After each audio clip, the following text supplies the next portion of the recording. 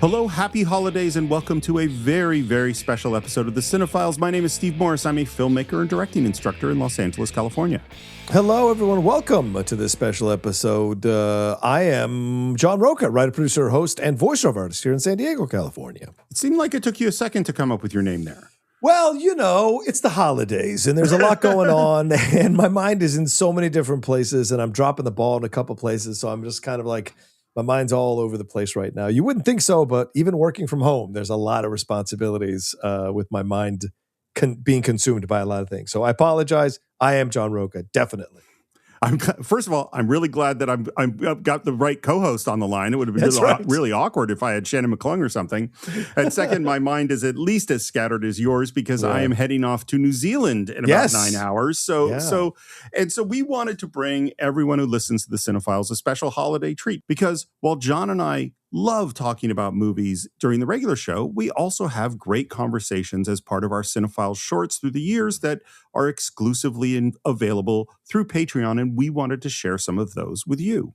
Yeah, absolutely. We love to do this at the end of the year, or at certain spots in the year. We do these compilations. Yes, in one way, it's encouraging people to sign up for the Patreon because we're showing you what you can get. But the other thing is we're also sharing a little bit more of ourselves in these shorts. And for a lot of you who enjoy our tangents, enjoy us going off talking about our lives and how movies affect our lives or certain scenes in movies echoed into our lives, it's another way for you guys to get to know us a little bit more.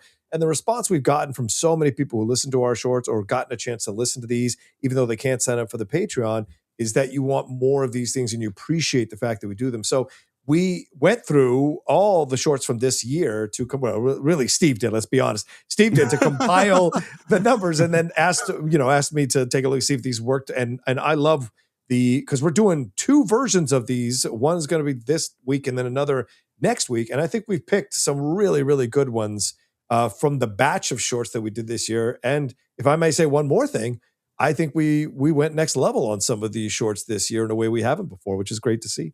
Well, I think the difference between when we do the shorts is when we're doing the movie, we have a job to do. Mm-hmm, we have an assignment.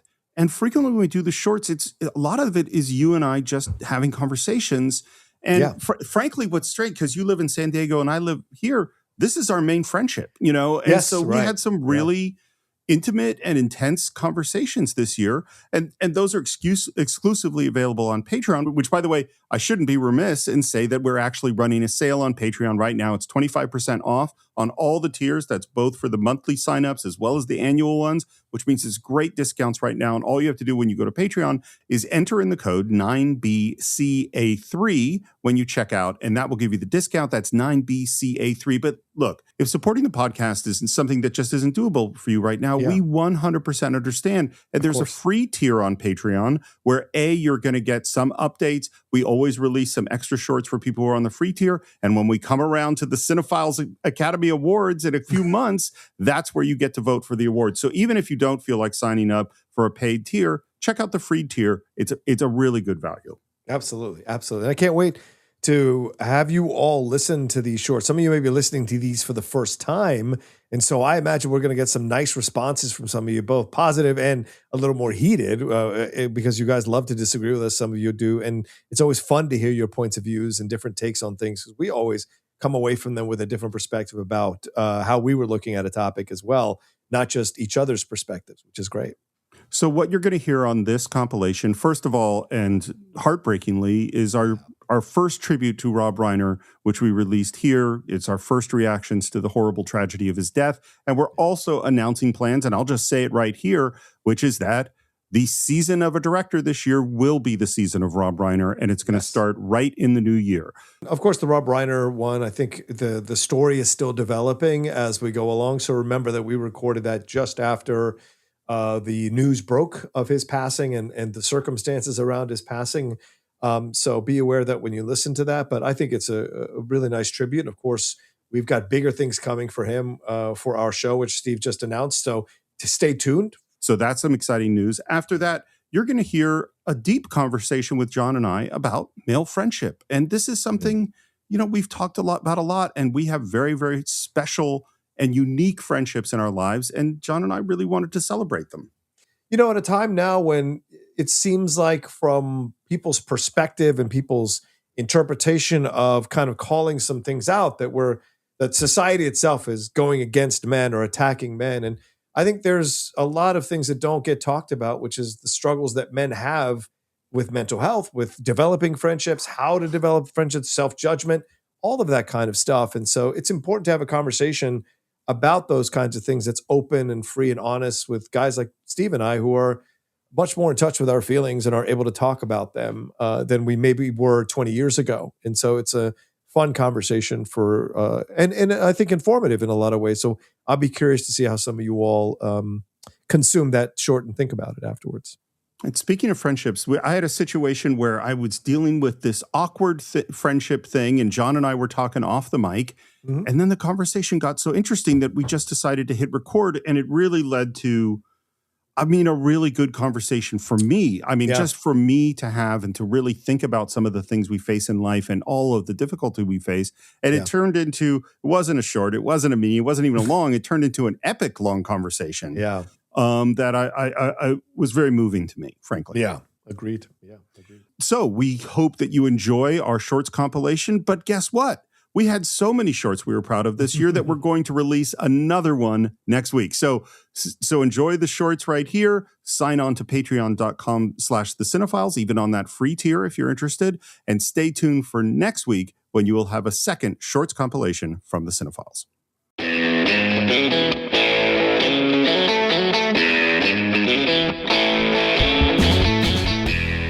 Hello, everyone, and welcome to a brand new episode of the Cine-Files Shorts. I am John Rocha, joined as always by my co-host Steve Morris. How are you, Steve?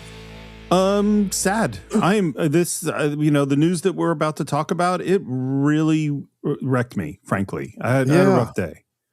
Yeah, I think a lot of people, I'm in your camp as well. I think a lot of people are in your camp, Steve. And of course, we're going to talk about the sad passing of director, producer, writer, political activist, and all-around incredible human being, Rob Reiner, who sadly had his life taken by what is now his son. Allegedly, he's been arrested, and his wife was also murdered at the same time. And Steve, I already talked about a lot of my thoughts about it on my live show that I did on my channel. So tell me, what was your reaction to all this, and where are you at with all of this? And, what are your thoughts when you think about Rob Reiner?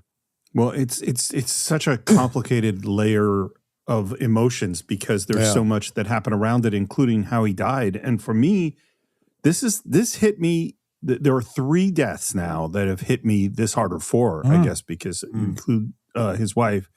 And the other 2 were Robin Williams, who was a huge part of my childhood and my life, and then Phil Hartman. And the thing that links these 3 together is the circumstances. Is, obviously, it's a strange part of our job, you and I, is to talk about these great creators when we lose them. Yeah.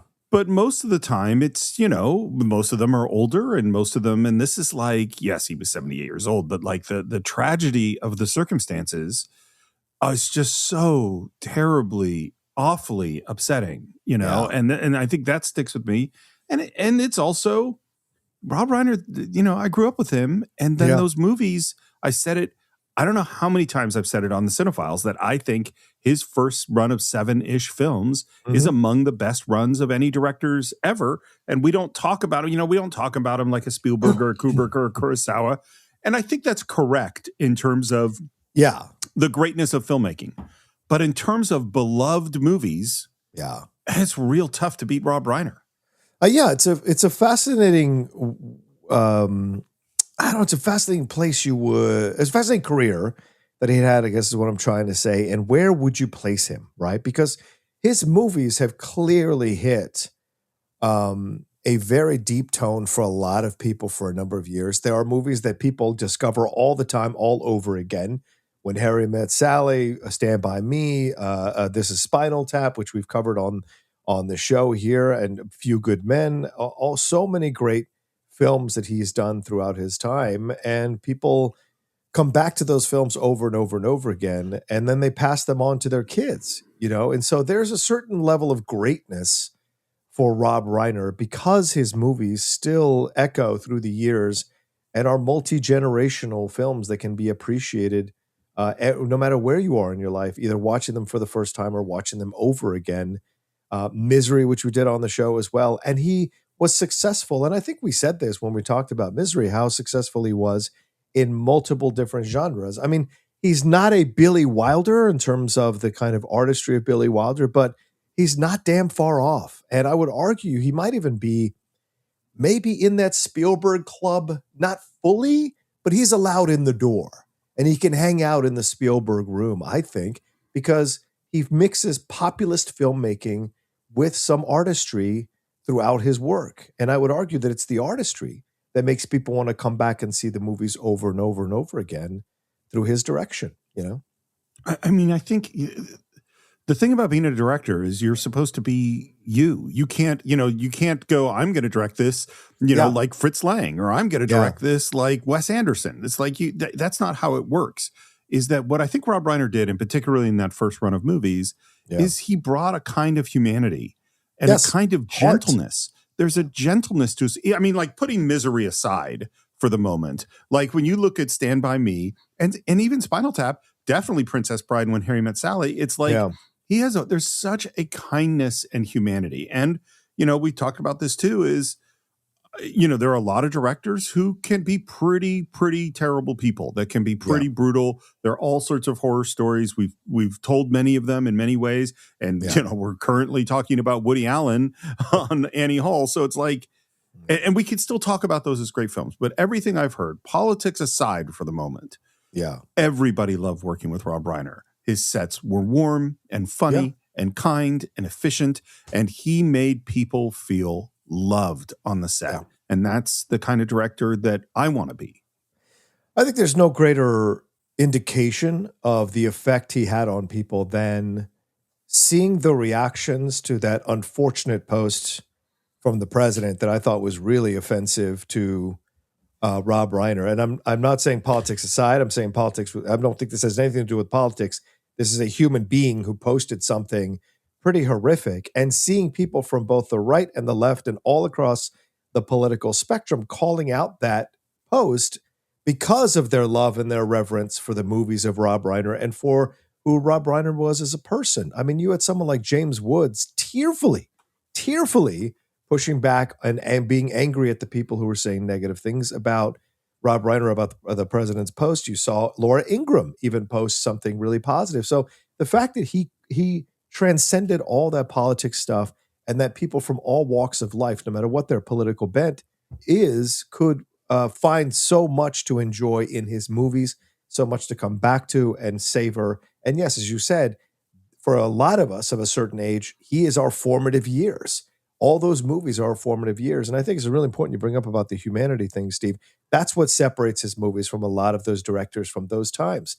There's a real heart at the center of all those movies, and a hopefulness and a coming together in all those movies. Stand By Me is about accepting each other from different walks of life, even though you've got judgments about each other, but you're coming together on this journey. We can come together even though we're from different walks of life. When Harry Met Sally, what can we do? What can we find out about each other? It's friendship first. That is the foundation for a great relationship, coming together and doing all of that. Even Misery at the end, James Caan has to let go of his hatred of his own fans to come out the other side of the situation here and realize his bitterness, his anger, his judgment, who he was as a person is not the way he should be, and embracing his blessings, embracing that he's the gift to be able to be successful as a writer is the message there at the end. And he's doing something for humanity, So there's a lot of that throughout. The American President as well. There's that. Even A Few Good Men is about justice and fighting for the little guy and fighting for the guy who was lower on the totem pole in the military and making sure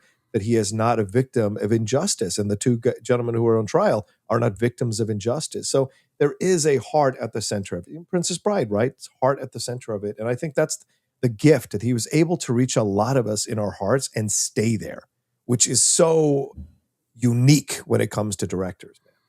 I keep thinking about this great director thing and what we mean by it and what exactly we're saying. And I'm going to say, the way I'm going to say this is going to sound like I'm being insulting to Rob Reiner. And I really do mean the opposite, which is, I bet if you put Martin Scorsese and Rob Reiner in a room together and Scorsese started talking about filmic technique and all of the ways that he's using the camera and the lens and the color and the music and the editing and all of that, I think Rob Reiner would smile and go, that sounds really cool. But I don't know I don't do any of that stuff.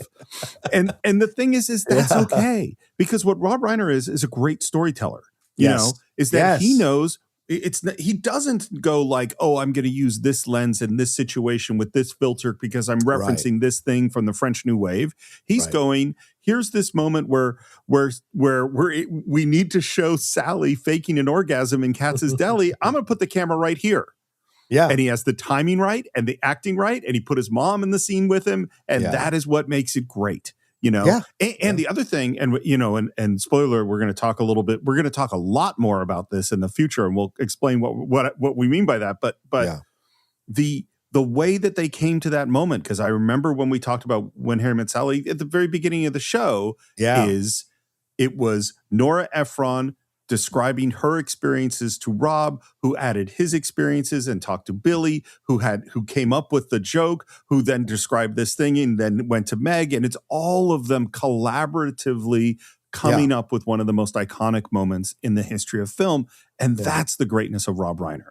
100% agree with you, man. And it's so fascinating because you could tell in interviews. I watched some interviews over the last 24 or 48 hours that before we recorded this, and just kind of got to know him again. And you just, as you said earlier, Steve, there's this gregariously joyful, caring personality, warm personality. Like he's always trying to he's never trying to embarrass you or shame you or attack you. He's always trying to, give you his point of view on a situation and what he believes. And he's never trying to bulldoze you or bully you. And it's amazing to watch him in interviews talk about the things that he believes in when it comes to movies and what he thinks the job of movies is in our society.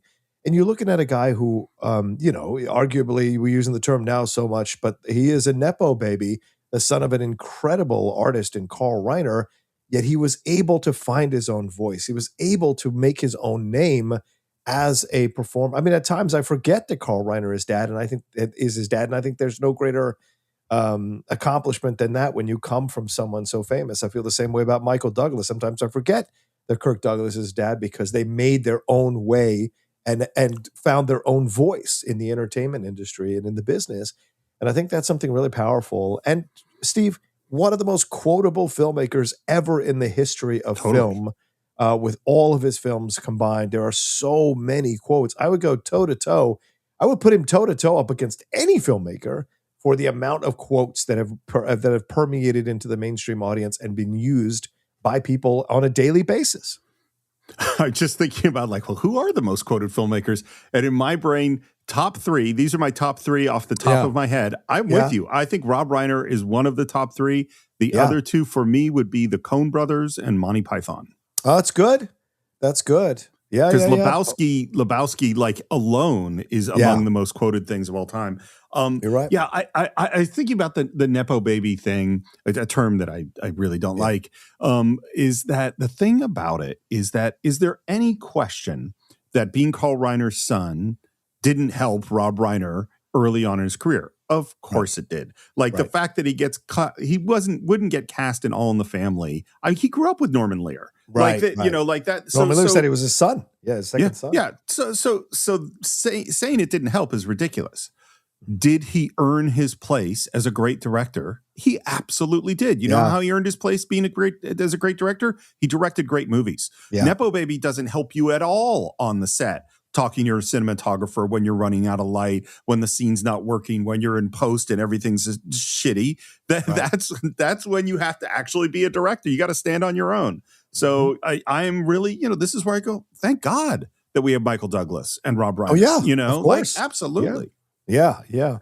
Well, and I mean, the sad truth of it is, and we should touch on this a little bit, Steve. I'm not sure how deep you want to go into it, but of course, the pressure of all of that, we hear the stories now that are written about his son and the what might have gone on here, and it's just sad. And you watch those interviews with him and his son when they were promoting that Being Charlie film, which was essentially a real life interpretation of their relationship and drug addiction and all of that. And I think that's even in his passing. there is a humanity to his passing. There is a lesson for humanity in his passing about drug addiction, about how families, no matter what financial station they're in, this disease can affect you in such horrific ways and terrible ways. And so it's something we need to be ever vigilant about at all levels, because his son reportedly became a drug addict at 15, at the young age of 15. And so this I is a think he went into lifelong struggle. rehab. I think he went into rehab the first time at 15. Yeah, right. Sorry, went into rehab at 15. Yes, thank you for correcting me, Steve.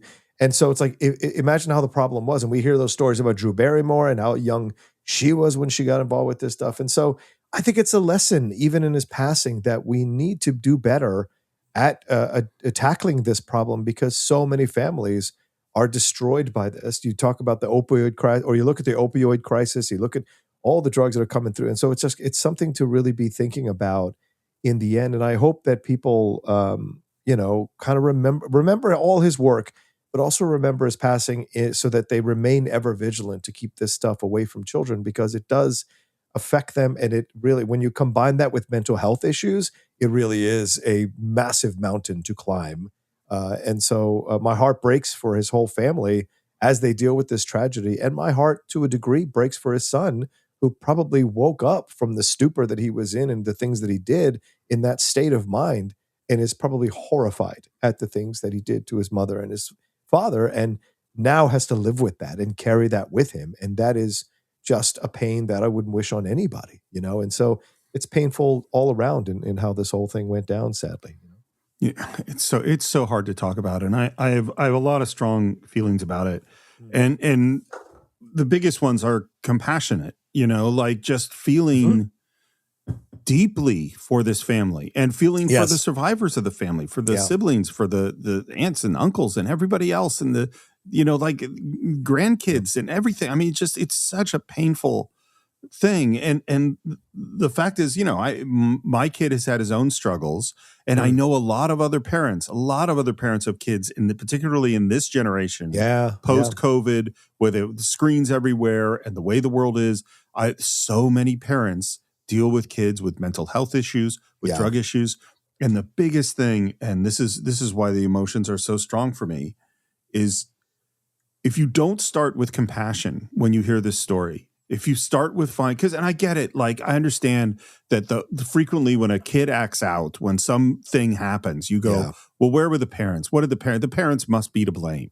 And having known a lot of parents dealing with a lot of kids with a lot of struggles, like there are parents who are desperately trying to figure out how to do the right thing. Yeah. Trying to because it's hard. Like you have a kid. I mean, you go to the scene in Jungle Fever with Sam Jackson and Ozzie Davis and Ruby Dee of they're good people who are trying to figure out what to do.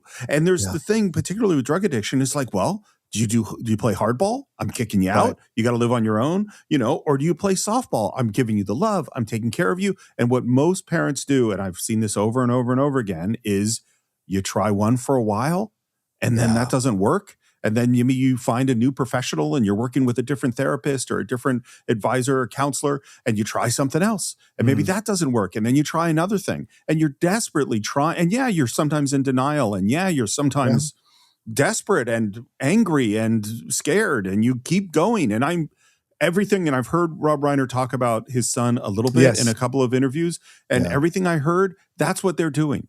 Does that mean they made all the right decisions? Of course they didn't, because there aren't right decisions for dealing with an addict or people with mental health problems. Like there are decisions that might end up working, but you could do the absolute best advice, right thing. And if they can't make that change is not going to happen, you can't cure that person. And so that's the first emotion. And so then when I see this being politicized, and which it so obviously isn't. I mean, it's like it is as far from anything political as you could possibly imagine, and when I see attacks and when I see what the president wrote, which is honestly makes me sick to my stomach, it makes me furious. Like this is a family tragedy. Yeah, that's it. And of course, say that Rob Reiner's politics are full of shit. You could maybe wait a day, but even if you don't want to wait a day, you can say what I think almost all responsible people that I know and respect said when Charlie Kirk died, which, by the way, was a political assassination. That Yes. was actually a political action, is I disagree with this person. This is a horrible tragedy and this should never happen. But to say it's Trump derangement syndrome, like to make a thing political, which is so not political, and come into a personal tragedy in this way is absolutely fucking disgusting. Yeah, and I think that's why so many people across the political spectrum spoke out about it, and I think that bodes well that we are a better society. We sometimes we get lost and forget that, and I think the fact that a lot of people from all political walks of life came together to comment on that statement and denigrate that statement, I think speaks volumes again about the power of Rob Reiner's movies, about his messages in his movies. And I think that's another great lesson that he leaves us with in his passing. And I think the last thing, in my personal opinion, I don't know, obviously, but I would believe that the last thing he'd want is for us to use his passing as something else to go after his son about, to use to create political divide. It's one of the last things I think he'd ever want. I think he'd want people to come together and want people to figure out how to put this broken stuff back together. So I hope that people are going to learn the lessons from all of this and put it in motion. Maybe think twice about responding to a certain situation and think about compassion first, as you said, Steve, so well, as opposed to judgment first. It's not easy. And certainly I'm one of those people that at times runs to judgment versus compassion.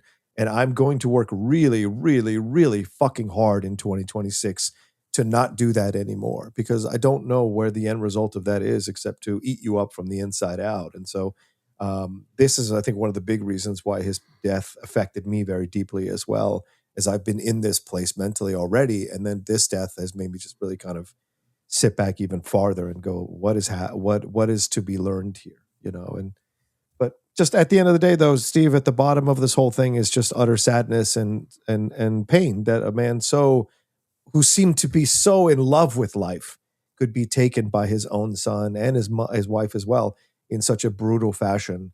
I think is just something that we'll have to get past eventually. But for now, we grieve it because we love what he did in the movies he left us with. Yeah, and sometimes it's important to grieve and just take some time. Yeah, 100%. And Steve, this is just a short on Rob Reiner, but already people have reached out to us to ask us to do more. And we had a conversation about this. So what have we got coming up here on the Cine-Files that people can look forward to from us in our tributes to Rob Reiner?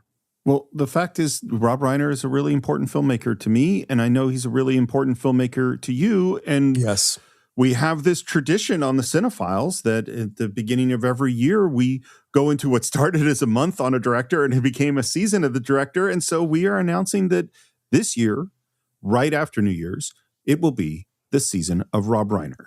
Yeah. Which means that we get to do something that we've been talking about for a really long time, which, as we said, we explored When Harry Met Sally, arguably the greatest romantic comedy ever made. It's like episode 5. I don't know. It's really, really early. Yeah. And so we are going to re-examine When Harry Met Sally in the proper Cine-Files fashion. And then we are also going to dig into one of his other great films that I'm very excited to talk about, with one of the most thrilling and memified courtroom sequences in the history of cinema. And that, of course, is A Few Good Men with Tom Cruise, Jack Nicholson, Demi Moore, and a whole bunch of other incredible actors.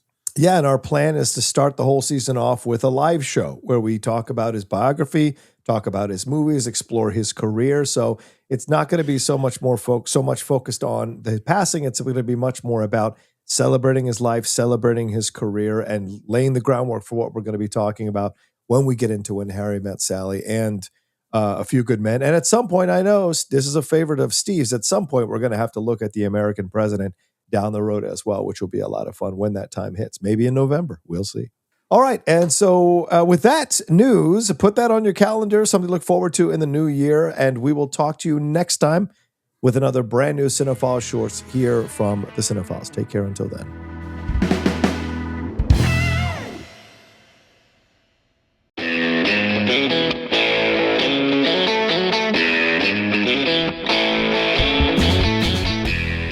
Hello and welcome to another edition of Cine-Files Shorts. I am Steve Morris here with my partner, John Rocha. And your friend.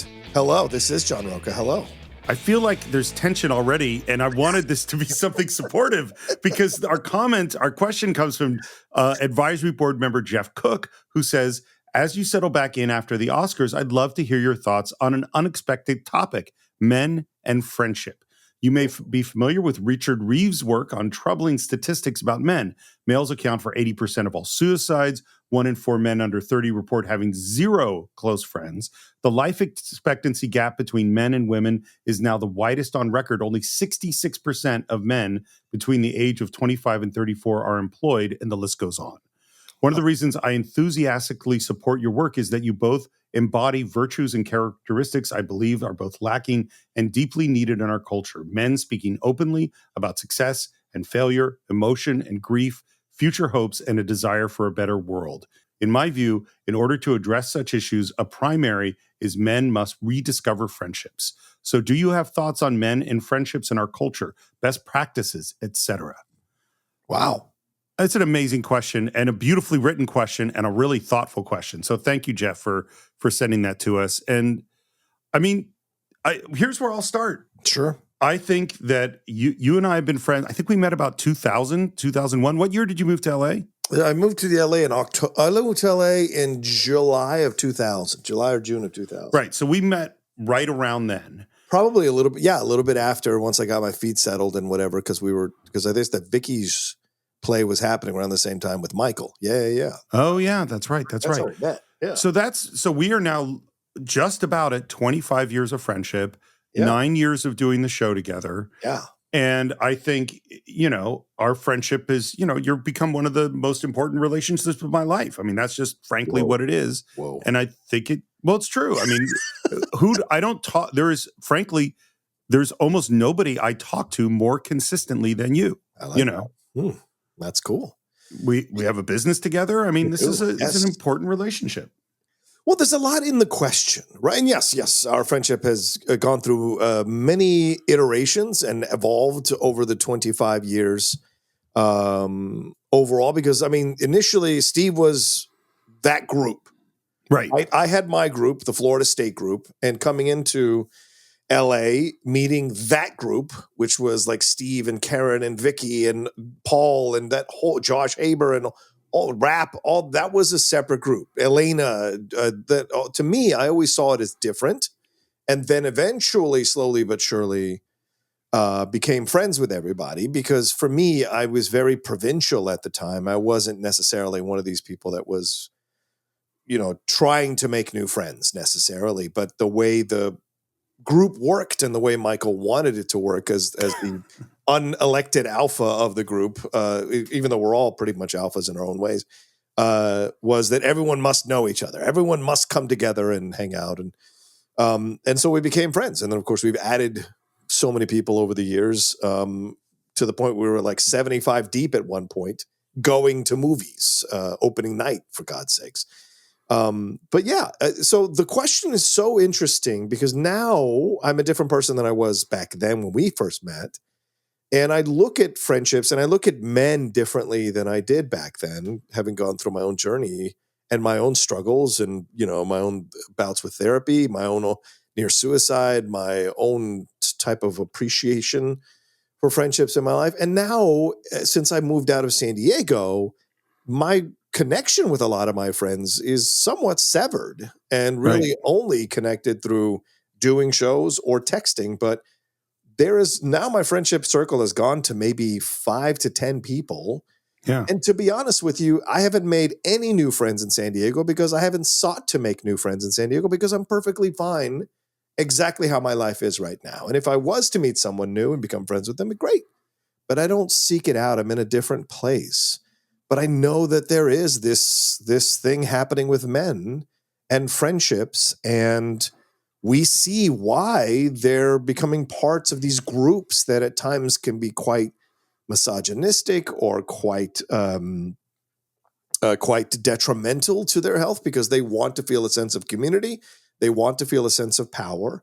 And it's not, I believe it's not a coincidence that it has also come where the new generation of women no longer overall see men as necessary for their lives. See men, they're no longer in a position in society where they have to go fight other women to get the man, as it was in previous generations. It's a different time now. I didn't say it was, and I'm not saying like every woman felt this way. I'm just saying it was predominant.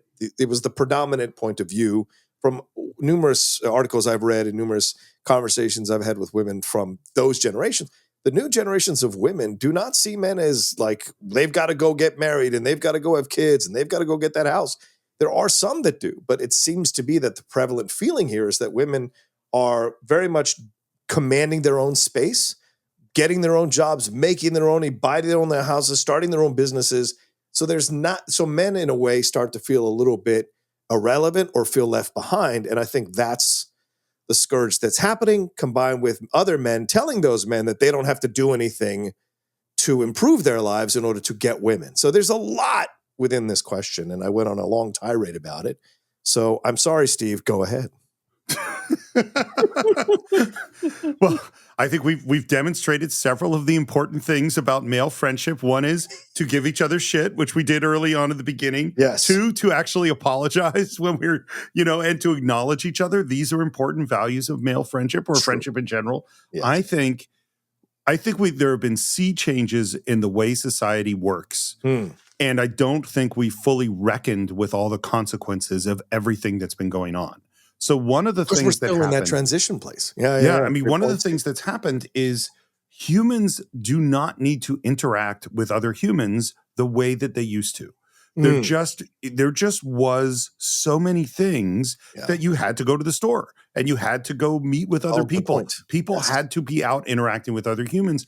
Now you can have every kind of entertainment you want on your phone, have anything you ever want delivered to your house, and you really don't have to leave. You don't have to speak to anybody. So the necessity of interaction has gone way down. I also think that if you looked at it, and I apologize, you can hear my voice is not quite it's not its normal dulcet tones. I was sick a couple of days ago and haven't quite gotten back. But the other thing about it is that I think even though like you came from an immigrant family and grew up on opposite sides of the country, I think in a lot of ways, the way you grew up was closer to the way I grew up than things are today. Because it used to be like you had parents and the kids went to school. The kids maybe did after school activities. Maybe you played Little League. I played Little League. Like those kinds of things, and that there was a way that things worked in communities. Right. And this, going to your point earlier, it was established that, of course, the goal, particularly, 50 years ago, a woman was looking for a man to get married. A man was looking for a woman to get married. And then they would have kids and they would have jobs and they would get a house. And those were the goals. That's the American dream. That's how it was supposed to work. Right. And there are all sorts of problems with that as a narrative, and this is the thing that I wanted to point out is I think one of the things that really sucks about the way we do things in America is there's a ton of throwing babies out with the bathwater, which is that we go, here's a problem. We must address this problem. And then we overcorrect and toss the thing out. And what we don't understand is there were things in there that were really good things. And there were also things in there that were really bad things. And just in terms of men, there were problems with men, obviously, throughout history. And there was a certain point when we were coming up, and I totally remember, like I'm sure you remember the book that was called Real Men Don't Eat Quiche. I do not remember that book. You don't remember this? No. Oh, this is just because I'm just a few years older than you. Mid-70s.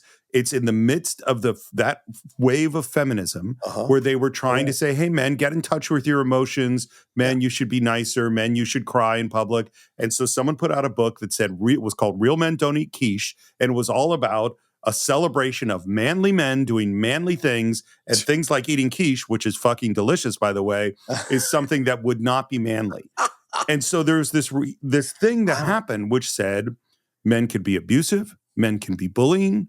There's all this dominance culture within men. There's drunken, angry dads. There's men abusing women. There are all these things. They're bad. And therefore, we need men to express their emotions, to not do all this stuff. And I think that was really good. And I also think to some degree it went too far because, and this is the thing, is like, if you were if you grew up when you and I grew up, it was very clear who the best athletes at the school were, right? Right. Yes. First guys picked for the team, the tough guys. There were I know you dealt with bullying your whole childhood. I dealt with bullying. There was such a masculine status thing. Yeah. And we said that's fucked up. And that was right.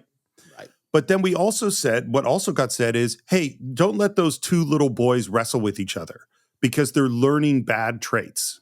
And so they were scolded for doing these things that we as young boys, many of us, wanted to do. And I think we haven't figured out how to negotiate. And now I feel like I've ranted for a really long time and haven't given you some space to talk. So I'll stop for the moment.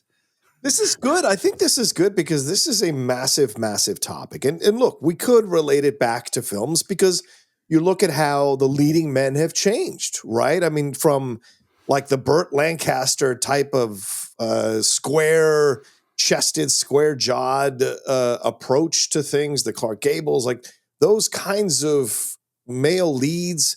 And then you go into the 60s and 70s where things start to change. Yes, Brando was maybe the last gasp of that size of a lead, but he was also method. So there was much more emotion in his performances, much more openness, vulnerability, that rawness that people gravitated to. And clearly he became famous not just because women loved him, but also men. There was a feeling within men. And I think there's always been this feeling within men to be more emotional, to cry, to speak. Not all. I'm sure some of you guys are listening going, that's not, I would never, blah, blah, blah, blah, blah. But like a majority of men, I think, have these emotions. But a patriarchal society led by overtly masculine men, and by the way, in order to survive, that was constructed, put out that narrative of this and put out the imagery of this, where men didn't cry, men didn't show that much emotion, right? And so it wasn't until Brando kind of broke that a little bit, then we get Dean, and then we go into the 60s where things start to slowly open up a little bit more. And it's the 70s where we really see like these skinnier or schlubby or nerdy or geeky or not really the big masculine men all of a sudden become leads of our films, like Pacino or Hoffman or Dreyfuss or these other things. Yes, you still have a Robert Redford, so you still have that contingent Paul Newman, you still have that area covered of the movie star, classic movie star looks, but we're starting to change in who the leads are as we go through the 70s. And then the 80s, we have the return of the masculine thing along with Reagan and the Republican ideals and what they're pushing. So you have Stallone and Schwarzenegger and Chuck Norris and all of that shit. And then the 90s with the independent film movement, things change again. You have people like Steve Buscemi as a lead in films. Keanu Reeves comes in. Bruce Willis in the late 80s changes that. So you have this idea that men themselves and the leads of men and the men that people gravitate to, there's much more expression now in terms of the leads that we accept in our films and our TV programs than there was in the past. So I think as a gender, we're more open to accepting different versions of masculinity and manhood. And as you said, Steve, really well, we are in this evolutionary place about masculinity and manhood, because as we see more and more young men, as you said, Steve, don't go out and hang out and ride bikes until 6 o'clock in the afternoon, go exploring into the caves. They're playing on their computers. They're playing against other adult males in their computer. Certainly there's videos of a friend of ours who is yelling at 15-year-olds playing Call of Duty. And so you see that there's men have become almost in a state of arrested development, a lot of them, because of the technology, because of that society doesn't require you to go out anymore to do anything. You can do everything from the comfort of your home. And I have certainly regressed to that point. You know, I still think I'm a masculine guy when I need to be, but I've already been through that generations and those years. So for me, staying home a majority of my life to order anything I need, or occasionally going out to get what I need and run, and then getting back home as soon as possible, that's a choice, right? And so I think what you're seeing now is there's this battle within the old school masculinity, which is ironically a very fake approach to things, because the people leading them are super unmasculine people. And the idea of being a more open, accepting, empathetic, loving man, there is that. So that's the battle, that's the civil war that's going on within men right now.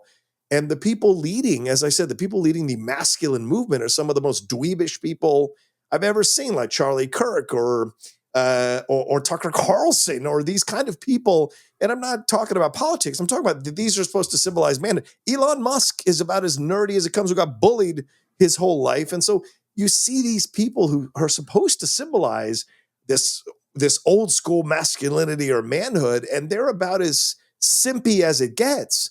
And on the other side, you do have people, though, that are pushing the idea of being so the other side, so emotional, so vulnerable, so open to all this stuff, and abhorring any of the overtly old school masculine way of things. And the truth is, a mixture of both is what we want to get to. Like anything that we've seen in all of these movements, the middle ground is where you want to be. You want to take from both sides and find that happy medium where you are masculine when you need to, masculine in the old school way when you need to be, and then masculine in the new way when you need to be, so that you have a good balance in your life and can react appropriately to any situation that pops up in your life, So that's kind of how I look at it overall as I've been kind of studying this and reading this and watching these approaches to quote unquote manhood that I see from numerous male leaders on different sides of this situation.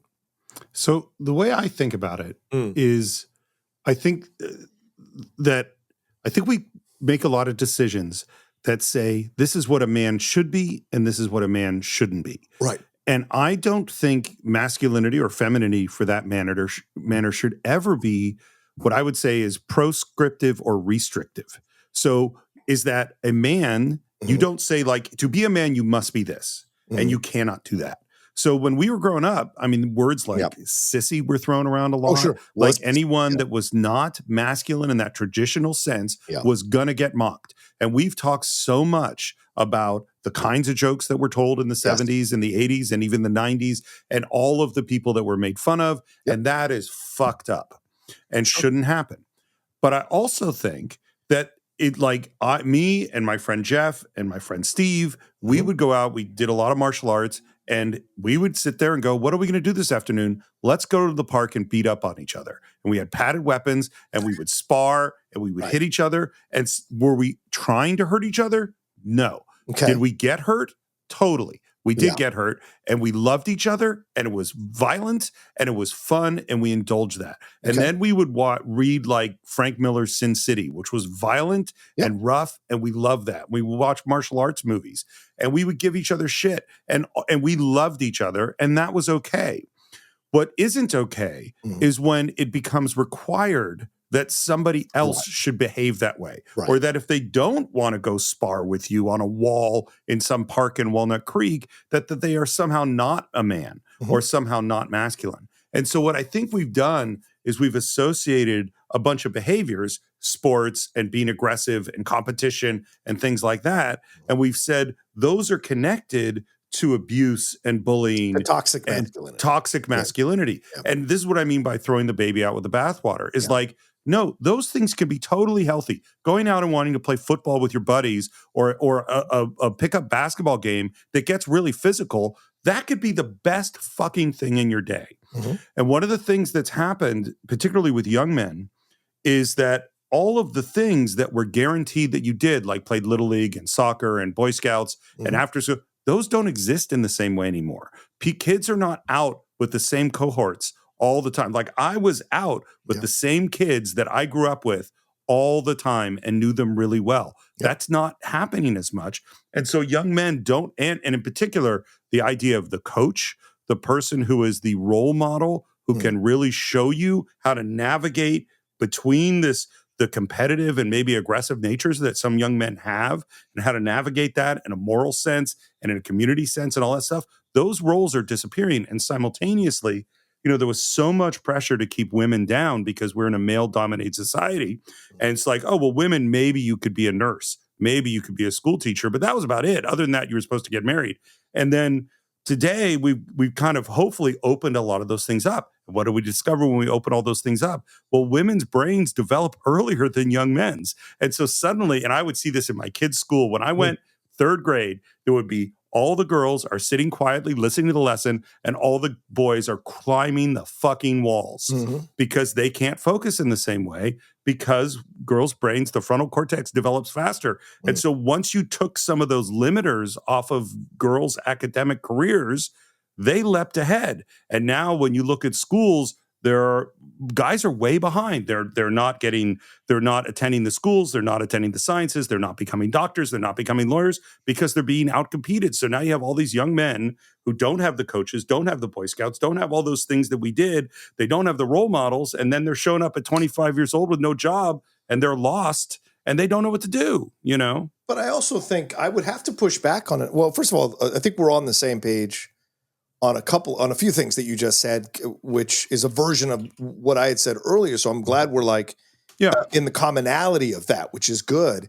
But I will say, we'll push back on this idea of role models. You're looking at it as very idealistic, because those same coaches are the ones who would sometimes put in the terrible traits. 100% agree. Right? Totally agree. They were the assholes some of the times. Right. But also, as we saw in the Penn State situation, would also be the ones who didn't protect children from being sexually abused or sexually abused them themselves. We saw that with priests, and then with Boy Scouts as well. There have been numerous cases where that happened. So it's institutional, although the idea is there to, quote, coach and put the values of inside kids, inside young men. There is, though, a fact that all of these institutions have been corrupted by some of the more depraved instincts within some of these men in their abuse of young men physically and sexually. And that's where I think there's also the feeling that there's no place they can go where there isn't danger anymore,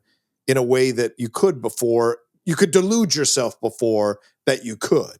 Everything is now. So can I jump in just super quick? I'm sorry to interrupt you, but this is exactly what I mean by the baby with the bathwater. Is that you have a corrupt situation, and you go, therefore throw out the whole thing.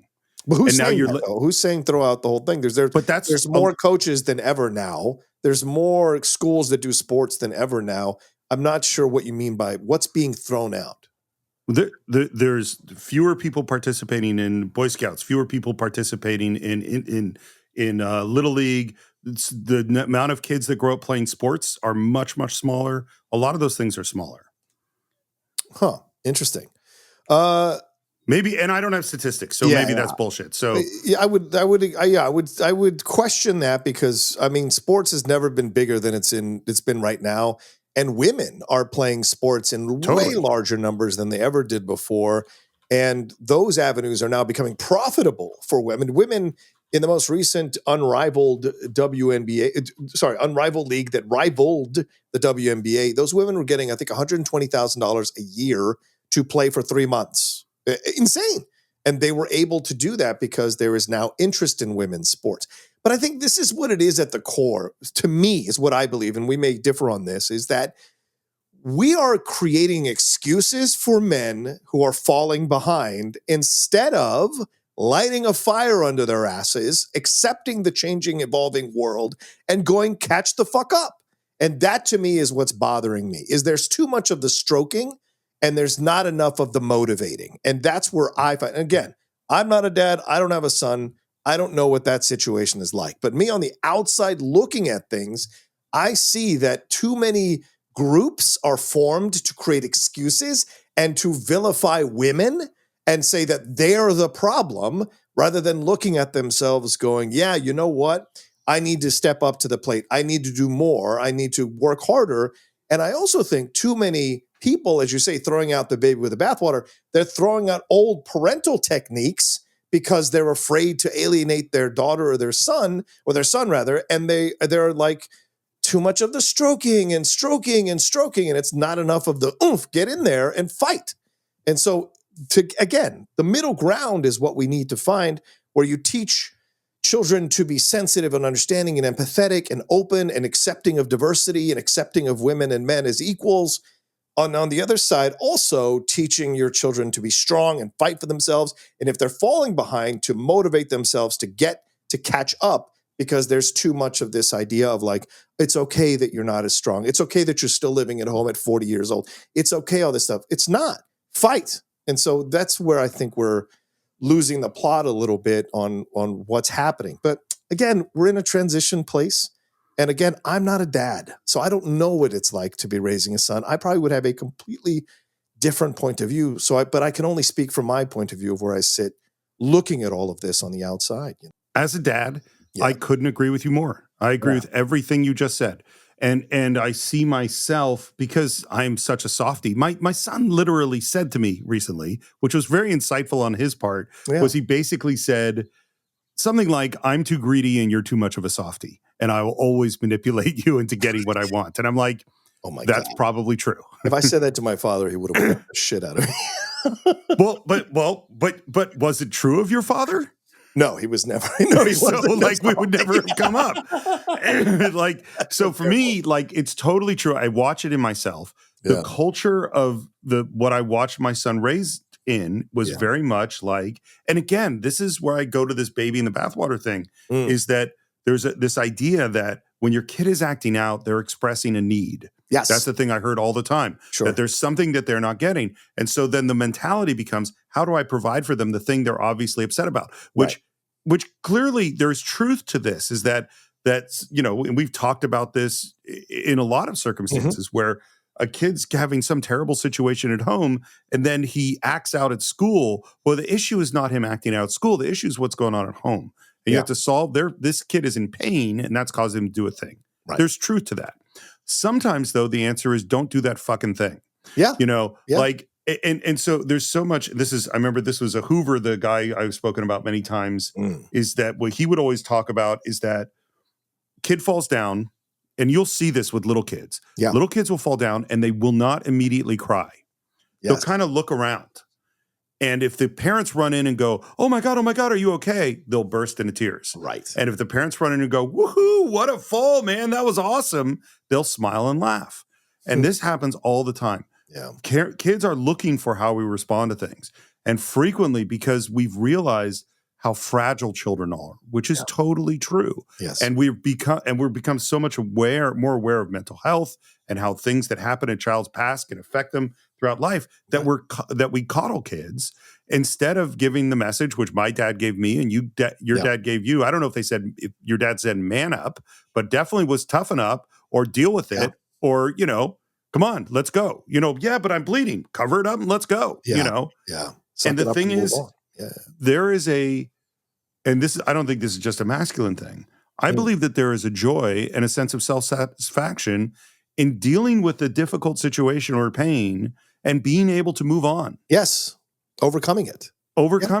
Yeah. And I'm not going to say that's part of being a man, because it's not, because women, like this idea, like one of my favorite things, I forget who I first heard say this, but it's like, so the term pussy is used to say something is weak when this is the part of the female anatomy that does the most painful thing humans can do that they want to do. And balls are the thing that we talk about that are strong when this is the frailest part of the male anatomy. Well, you have a patriarchal society where they would push the narrative of one over the other. Yeah. I mean, this is fucking ridiculous. Yeah, but the ability to deal with pain and move on is something that we need. And I always go back to, like, to me, it's like, I actually think we need both Mr. Rogers and Vince Lombardi's in our life. Exactly. At different times. Right.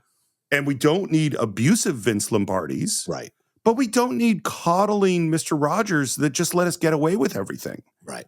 Right. We actually need things that inspire us to be the best versions of ourselves, both the most compassionate and kindest versions of ourselves and the strongest and most self-reliant versions of ourselves. Exactly. You know, just like I said a few minutes ago, the middle ground. That's what we need to find. And I think too much of society is invested, just like we see in everything, though, is that too much of society is invested in one or the other for profitability or to push their own narratives for their own reasons, right? But there's clearly an epidemic with men. What angers me is that one generation ago, 2 generations ago, if there was an issue with men sacked up and figured it out and tried to level the playing field in any way that they could. Not that I'm agreeing with some of the more sexist or toxic ways to do that, but they'll push back.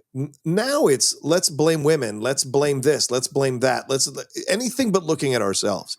And I think that's that's regressing men. Like it's ironic. We have never been in an age where we're more open to express our feelings and emotions to people as men. And there is so many societal indicators that are making it a good thing, that are creating space for us to, holding space, as the wicked person might say, for us to speak about our feelings. And we see it daily on TV shows and movies. Men have never been more open emotionally as characters in movies and TV shows than they are now. Yet there is this pushback that we see now of men wanting to regress men back to this place where women are evil. We know what we're doing. We're the alpha males. And I think it's to mask the fact that women are, in essence, moving past us. You mentioned earlier about the frontal cortex and all of that, which has been the truth for decades, centuries. But like, I millennia, think really. Yes, a millennia. Very good point. But I think it's also this idea. But I think what the reaction is, that there is this inherent fear, just like racism. There is this inherent fear that the other side is going to supplant us, is doing better, is smarter, is more intelligent, is more capable, and we can't seem to catch up, or we can't seem to compete. And that needs to change, because I think the overtly masculine movement now is actually doing a disservice to men in the long run. Although right now, temporarily, it feels good to be part of men who are bashing. I'm not agreeing with this, right? I'm just saying there are some men who feel, some young men who feel it's good to be part of these groups who are bashing women or bashing people of color or bashing all this kind of stuff, because for them, it makes them feel like they're back on top again. But it's an illusion. It's a false sense of control, right? Because the truth is, we are, as human beings, inherently more compassionate, inherently caring, inherently empathetic. It is only a small percentage of people who are actually pretty ruthless and evil and psychopathic and sociopathic. The problem is they get themselves into positions of power, use narratives or tactics to manipulate and brainwash men at young ages, or weak-willed men or men of weak intelligence, to believe this stuff is actually the masculine stuff, and never take any blame for anything, and never look at their own lives and make changes, and never do any of this other stuff other than to become more overtly masculine. And that, I think, is a detriment to our society. And those people make money off pushing those stupid narratives, and men are damaged from all of it as we go forward. But the counter is also, though, Steve, some women have pushed back against the women who want men to be more open and emotional and empathetic and vulnerable and compassionate. And we've seen that. Some women come out with large platforms, come out and say, where are the man's men? Where are these men? I don't want to be with a guy who's got a man bun or who talks about his feelings. Where are the men's men? So it's a very confusing time right now to be male. And in no way am I trying to say that, it's not tough to be a woman. Of course it is. It always will be in an overtly patriarchal society. But I think now men are so confused, especially young ages, because there are so many different things that can affect them and push them in certain directions. And certainly social media has made a killing with doing that to men who use it. So I would hate to be a young kid growing up now without a strong parental unit and strong mentors, because there are so many potholes in ways that there never used to be before that scare me, as I look at it as an older man looking at young men coming up nowadays. So a natural human thing, and I liked all of that, by the way, a natural human thing is to look for role models. And I think this is, when people talk about, and I know this has become a liberal catchphrase, but I think people have not understand what it means, which is this idea that representation matters. Yeah. Is that when you're young, you're 3 years old, you're 6 years old, you're 15 years old, you are going, who am I supposed to be? And you look out into the world for examples of people for you to emulate. Yeah. And humans do not come out of the womb knowing who they're supposed to be. Right. They're seeking. And so the role models that we're provided with make a huge difference on how we're going to go live our lives. Yeah. And if those role models are aggressive or condescending or point out evil people, which is the fastest way to get anybody onto your team, is to point out somebody that's trying to destroy them. Yeah. And that's really, really problematic. And this is one thing I'll disagree. I don't know if we're disagreeing, but I'll say it slightly differently, which is I totally agree with you about finding the middle ground. I think that's absolutely correct. But the one thing I want to say about it is that your middle ground and my middle ground are not necessarily going to be in exactly the same spot. Everybody's middle ground is going to be somewhere else. Yes. And so for some people, that might be sports all the time, hunting on the weekends, like whatever, like all that stuff, because that's the shit they're into. And then for Jane others, Austen it might be readings. going to musicals, and that's totally cool. Right. The key is, are you a good member of society? Are you contributing? Are you kind? Are you strong? Are you finding that place that works for you? And I think there is a lot of pressure, and this is where I do hear this, where again, I it's not that I'm criticizing the women's movement at all, or criticizing these ideas that came up in the 70s of like, no, men need to come in touch with their emotions. We both had dads who did not express their emotions well. And I think you and I are both better and have learned, and evolved because of that. Yeah. But I have also heard women be so condescending about this plight of young men. And I've heard people say, I've literally heard this, like, oh, there's young men struggling in this way, and then heard a group of women say essentially, well, they need to just, get more in touch with their feelings and stop withholding their emotions and all this stuff. I'm like, I agree with that, but that's not the problem that these young men are facing at this moment. Yeah. These young men are facing a place where like they don't know where to be, and maybe this brings us back to Jeff's question, which is male friendship.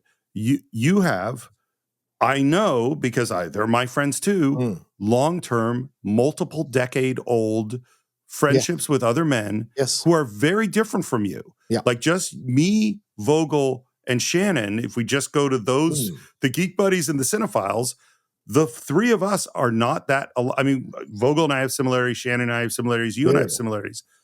Is there a secret, do you think, of maintaining these friendships over a long period of time? Well, you've got to find your tribe. That's I've heard that phrase so many times, but it's true. And you have to find your tribe sometimes within the tribe.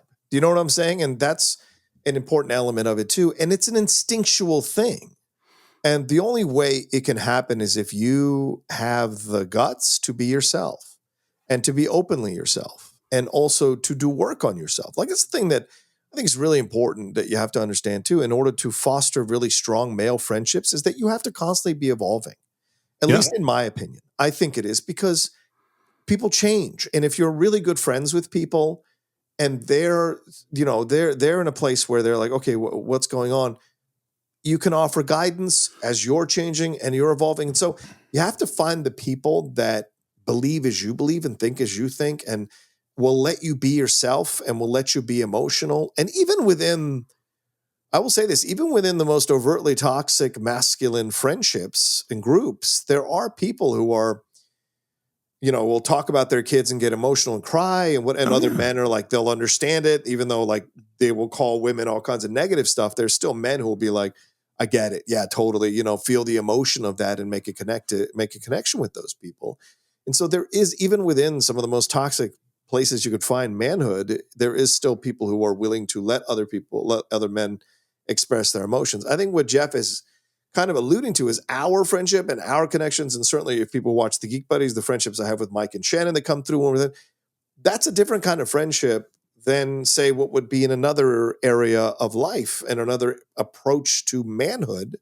But those friendships, if they're developed and strong enough in that toxic masculine place, can be just as powerful or strong and important as the friendships we develop, being a much more, shall I say, for lack of a better term, much more liberal or progressive or empathetic or what have you in what we develop, And so I think there's an importance to that. So I would hesitate to say that our way of doing things is the right way. I would say that for us it worked because we found that we're more creatives and artistic people. And so there is finding the people who have that same instinct and have that same kind of approach. But I will be honest, not everyone in our group of friends is someone I want to be close to. Not everyone in our group of friends is someone I trust my emotions to, or my empathy to, or my honest existence of who I am as a person, because I've seen those people take my moments of vulnerability and trash them.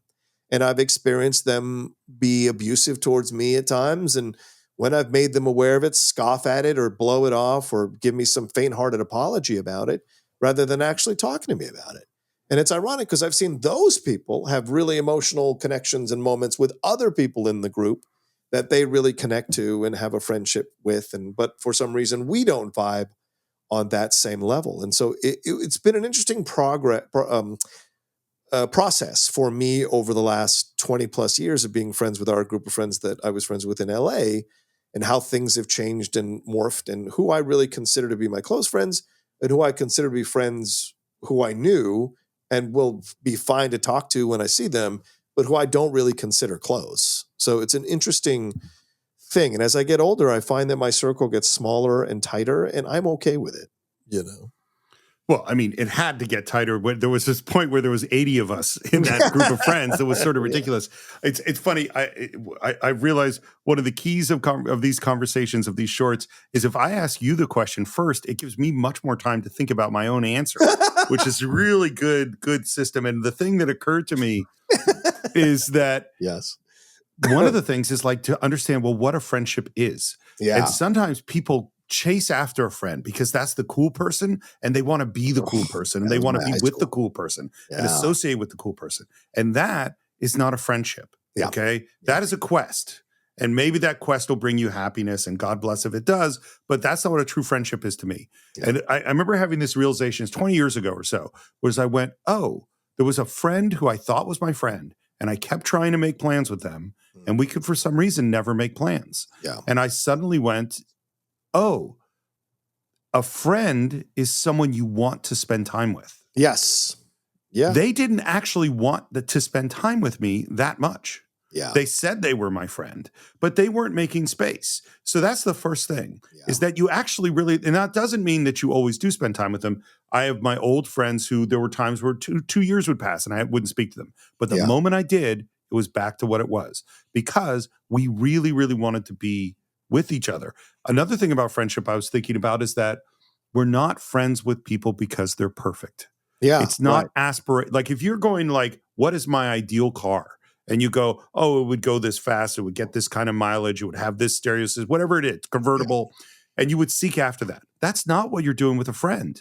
You wouldn't pick out a car that was a convertible, but the roof leaked. Yeah. Like, that would be foolish. But you are going to have a friend, and they're going to be flawed, and you're going to have conflicts with them, and you continue to love them, not in spite of their flaws, but including their flaws, I think is a big part of it.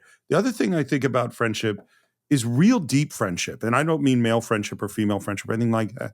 It is a commitment. Mm-hmm. It is you're saying, this is worth it to me.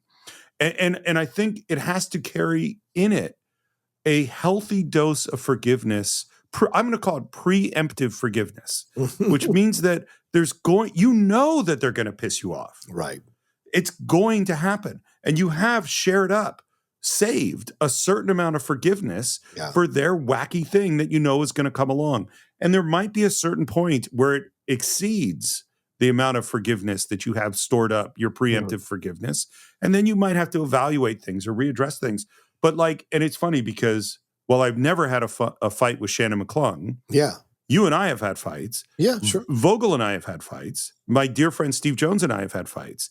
Yeah. And in each of those cases, there was no question that the friendship was worth more than the fight. Right. Yeah, even if, and I'm sure there are times where you were pissed at me, I've been pissed at you. That's how, we have a business relationship. Yeah. That's happened. But there was never a sense no, this is more important. I remember I had a fight with Steve Jones, and it doesn't matter what it was about, but he had really irritated me about a thing. And we got on the phone, and I said, look, I was really irritated about this because of this and this and this. And he said, I know that you were irritated. I knew why you were irritated. This is why I was really irritated, because of this and this and this. And I was like, I hear you. I understand you. I don't agree with you. And he said, yeah, I don't agree with you either. And I said, but it's not worth it. And we moved. We didn't even say, We both said the thing you're not supposed to say, which is, I'm really sorry you feel that way, Yeah. which normally is a thing that's like a fight starter, because it's not a real It's not apology. a real apology. Yeah. But in that case, it actually was the perfect apology. Right. Because what was we said, I've heard everything you say. I understand why you were upset. I'm really genuinely sorry you were upset, and I do not agree. And then he said the same thing to me, and I said, I think we're good. And we moved on, and the upset was gone. It was one of the best resolutions of an argument I'd ever had with, I'm sorry you feel that way. Yeah. Because we knew we loved the friendship, and that was the most important thing.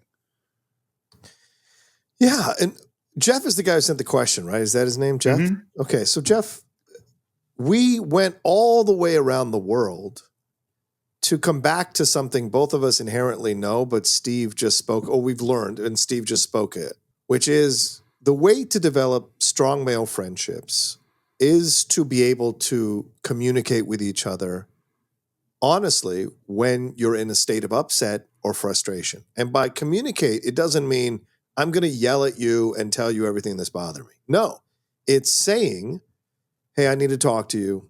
Listen, I need you to hear me out because I've got some things I want to say, and then I will be very open to hear what your response is. But this is, when you did this bothered me. When you said this bothered me. When you then did this, then that, like, this is how I read it. This is how I took it. Can you tell me honestly what you were thinking when you did these things, when you felt these things? And so I think what you discover, especially if you've done any therapy or if you're remotely an aware person, what you discover is that what you think you're doing, the other person actually doesn't see it that way sometimes. Yeah. Because they have different filters. And so developed from their own experiences in their own lives. And so the way to develop the strong friendships with men is to be open to hear your other male friends speak about their upset with you as much as their joy. And I think that's another element too, is that I think men need to tell other men how much they appreciate them, how impressed they are with who they are as people. Like, that never seems to go hand in hand with the idea of being open about expressing your upset and hearing the other person and saying that you hear the other person and you accept their point of view. You don't agree, you can accept, and then offer your point of view, and then they accept your point of view, and you find a middle ground. That's usually how you develop very strong friendships with men. But I also think it's important, and I'm sure we're going to speak through men. I'm not addressing women at this point because I don't know what it's like to be, a woman with a woman friendship. But there also needs to be this other element, which I wish more men would do, is that we need to say positive things to each other more often, and we don't. And I know that's something that I suffer from because I rarely receive any kind of compliments and with anything I do. And at times it's very hard for me to feel like I'm doing anything good. And because I don't have that innate sense of overwhelming self-confidence in the things that I do. And I envy the people that do. I envy them very much. But it's not that I need the stroke, but I think the occasional or more than occasional moment of like, hey, I watched this, or hey, I saw this, or hey, whatever, whenever anyone, actually we were talking about this before we started on the microphone. Like, whenever anyone says, I listened to a thing or I watched a thing you did, I'm always humbled by it. Always. No matter how cocky I can come across as Rocha or the outlaw, I'm always humbled by that. And I always appreciate that because not a lot of people say that to me.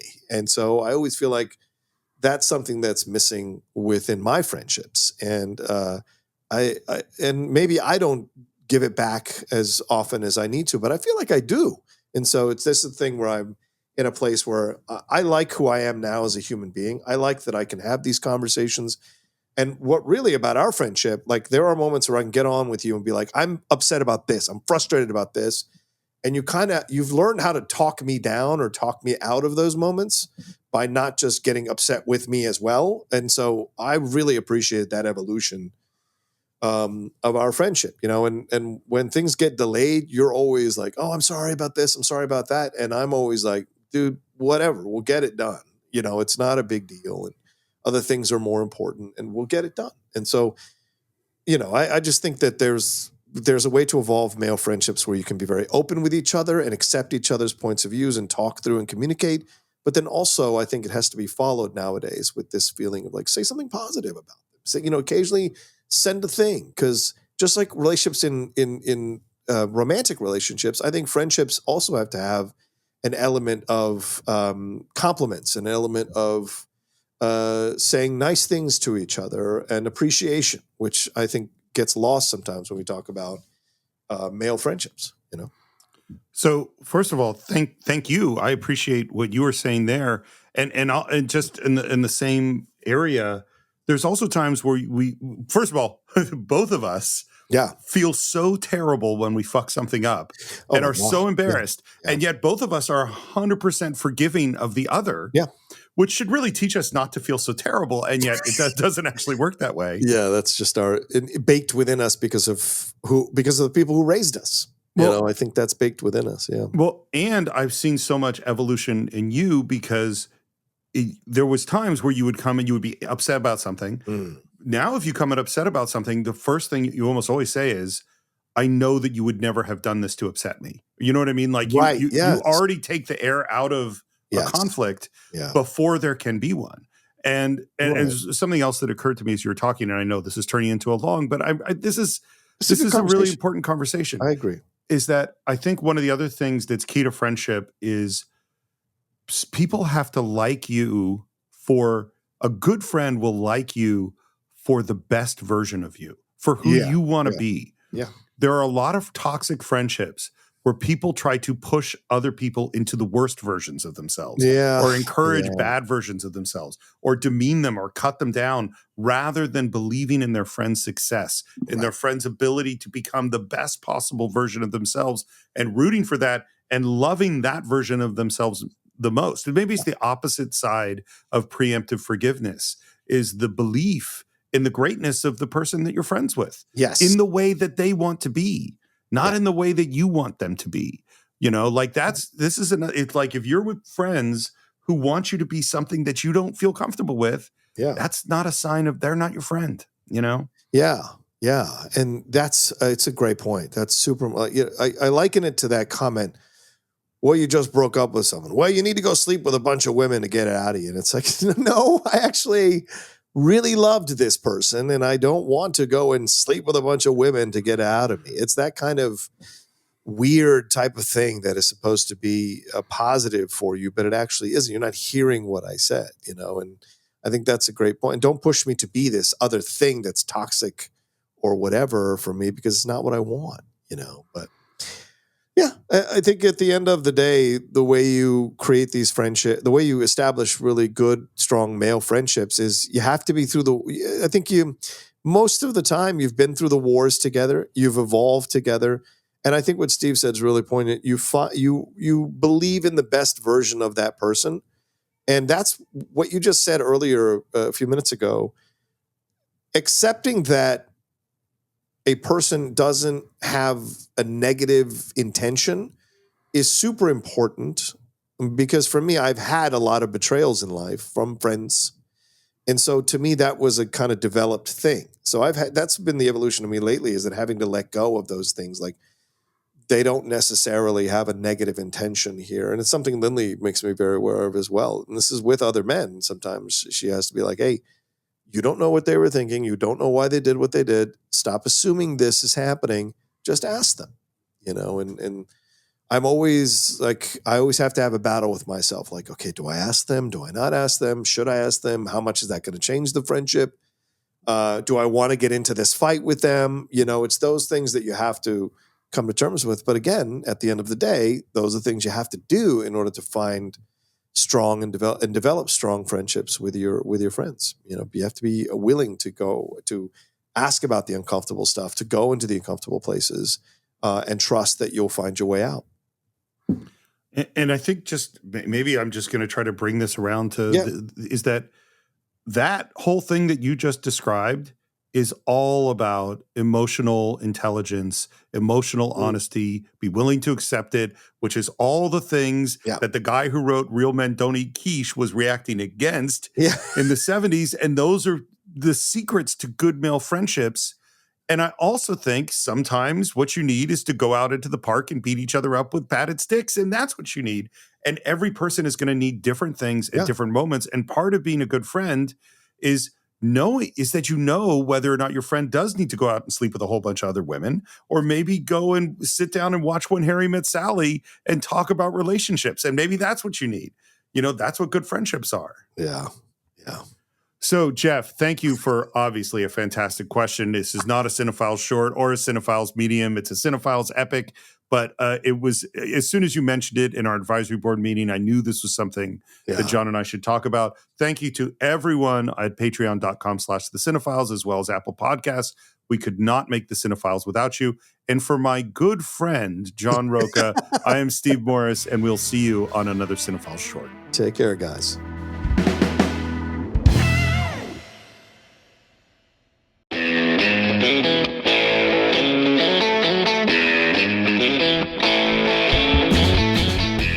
Hello and welcome to a very impromptu Cinephile short. I don't know where this is going to go exactly, but John and I have been talking about awkward situations and how really difficult they can be to resolve. By the way, I'm Steve Morris, and I am, of course, here with my partner, John Rocha. Hello. Can't have a Cinephile short without you. So here, and here's there's an example from a book I'd like to share with you, because this is what I always think about. And the thing we're kind of talking about is there are times where there could be a situation that you want to clear the air, but there is no way for you to clear the air without making the situation more awkward. Okay, I have no idea where we're going with this. Is one of those impromptu shorts where I have no idea where Steve is taking me on this particular journey, so we'll see where we end up. Go ahead, Steve. So there is a sequence in the book, The Unbearable Lightness of Being, which also was made into a movie, obviously, with Daniel Day-Lewis, that I've always thought about with this. And I will try to explain the sequence as quickly as possible. But I think it points out the fallibility and the weakness of human language is what I'm really talking about to actually deal with real problems. Yeah. So in the story, and I think it's the Daniel Day-Lewis character, it's a Soviet bloc country in a repressive regime, and he is like the chief surgeon of the hospital. Okay. Very well known. And a young sort of buck surgeon comes in working underneath him, and they have a little bit of tension, but he sort of mentors him. And then a political thing happens, and the chief surgeon gets fired for political reasons. And he ends up like a window washer or something, working on the street. Yeah. And one day, this young surgeon, who has now become the chief surgeon because he got the job of chief surgeon because this guy was fired, walks by him. And he is about to have a big party. Right. And he's actually genuinely grateful for the mentorship of this guy, doesn't believe he should have been fired, wants to show him his respect and that he still stands by him. But given the political situation, there really was nothing he can do. Right. And so he thinks about inviting him to this party. To show him the respect. This guy knows that this party is coming, our chief surgeon. Right. He knows this guy respects him and would like to invite him to the party. Right. The guy knows he can't invite him to the party because if he invites him, he will be with all the old workers and it will be extremely awkward because he's now a window washer, no longer a surgeon, and it would be a very embarrassing situation. Yeah. But if he did invite him, the guy would probably be forced to say yes because he couldn't say no because that would be insulting. Right. And so by inviting him, which he wants to say, I respect you and care about you, he would actually do something bad to him. So he has to not invite him. And the chief surgeon knows all of this, knows he wants to invite him, knows why he can't invite him. And he can't say, hey, dude, by the way, I know you want to invite me to that thing, and I know why you can't invite me. Because if he said, I know why you can't invite me to the thing, the guy would have to invite him to the thing. Right. And that which none of them want. And so what they do is they both say nothing.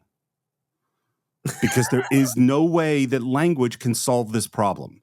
And that is what I wanted to bring up. There are times where you just can't talk about the thing. That talking about the thing makes its own problem.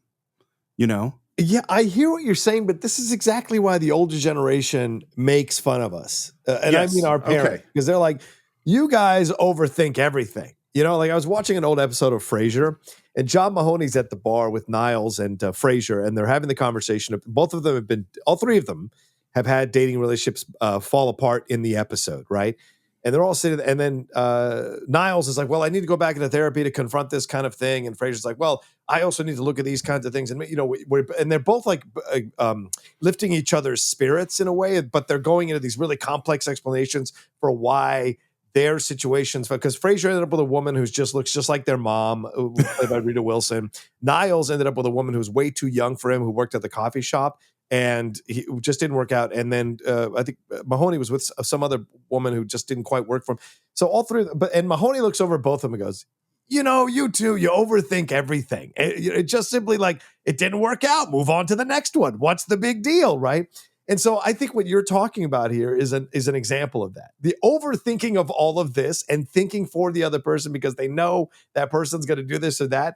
I think that is a thing that gets, I know for me, I'm guilty of it sometimes as well. It gets you in trouble because then you build up the situation to such a massive operatic, super dramatic kind of level where really, if you just have the conversation, at least you can confirm possibly where everybody's stands on everything that is happening, and you can at least try to have the communication. So I do think talking about stuff is important. It doesn't mean you're going to get the actual truth from the person, but if you make the effort from an honest, good faith place, there's the possibility at least of it having some resolution. But if you leave it hanging in the air, I think it just builds and grows and keeps festering between those two people, don't you think? So first of all, I take the greatest umbrage to you saying that I, Steve Morris, have ever overthought anything. I don't. I just like, how dare you? I did include myself as guilty of this. How dare you, sir? I have, No, I of course I agree. And there's this moment that can happen where I always think of it as like cutting through the Gordian knot of this situation. And I actually give you two examples. And again, I'll try to tell these stories quickly. But one is my good friend Matt Garcia, who obviously you know. Yeah, he was in my wedding. He was getting married. Mm-hmm. We're hanging out together, and he says, "Listen now," and he's always said he loves being the center of attention. So he's always said the best place to be at a wedding is in a tux. He always wants to be a groomsman. Right. Yes, I do not want to be the center of attention ever. Like I don't want to be in the tux. I want to just go and do my thing. Right. So Matt comes to me when he's getting married and he says, listen, I got something serious I need to talk to you about. We're trying to have a really small wedding. And because I have two brothers and she has a brother, and because we're doing this, we're trying to keep us, I would, of course, want you to be in my wedding party, but just the way we're doing it, it's not going to work. It's not going to work out. And he feels genuinely terrible about this. And inside, I'm going, fantastic. I don't want to be in your wedding. I know Matt loves me. I don't want to be in the wedding party. Right. And I go, and so I say, oh, dude, that's totally fine. I totally understand. Right. It's I appreciate the gesture, but don't worry about it. And he said, I swear to God, you're right. You know what? You're right. You should be in my wedding party. It was I should never have brought it up. I feel terrible. And I'm sitting here going, no. And then finally, it was like really getting close to, I had to go rent the tux. When I was like, listen, I want you to hear what I'm saying. I don't want to be in your wedding party. I love you. I know you love me. I don't feel like doing it. He's like, and it took some convincing. Yeah. And he finally said, are you serious? I'm like, I'm 100% serious. He said, oh, well, that's better in every way. I'm like, yeah, it was better that way. So yes, I totally agree. We can cut through the awkward situation. Well, I also think with Matt, because I do know Matt, Matt has very, how can I say this? Matt gets an idea in his head and this is the truth. And this is the absolute truth. Yeah. And there's no talking him out of it unless you spend hours talking him out of it. And then when he comes to the understanding of it, he goes, oh, yeah, that made sense. And he's like, I told you that 3 hours ago. But yeah, anyway, so I understand that kind of a situation. But yeah, because we get into our heads about social requirements. We get into our heads about what are we supposed to do in these situations? And especially if we're like, and I know this about Matt, especially if we care about the feelings of other people, then it becomes like, well, what should I do? Because I don't want to hurt their feelings, but I do want to respect that. And I think in some way, Matt saw you responding to it in such a positive, open, and helpful way, and you weren't hurt by it, that he was like, well, no, maybe I'm being an idiot. He should be in the wedding party. He's such a nice guy. Look at the way he's receiving this. What am I doing by not, right? And so instead of hearing you saying, I accept your decision, and I actually, this is a better decision for me, He took it as, wow, he's accepted decisions so well, I should put him in my party. And it's like, well, no, I just said I'm good with it. So these are the things that we run into with our own minds, where we create scenarios and then create what we think the other person is actually saying when they're saying they're okay with things. And I think all of us I think everybody who's listening has done this or been this on the other side of it at some point in their lives, where you're telling someone, no, it's totally fine. They're like, no, I should invite you. You should come. No, my bad. I should have invited you. And so, yeah, no surprise. Well, and I also think, by the way, I think this all applies to talking about movies and stories and writing movies, because these are the things that power films. And particularly there's a moment in these movies where you totally understand what two different characters' motivations are, why they're doing it, and they don't understand each other.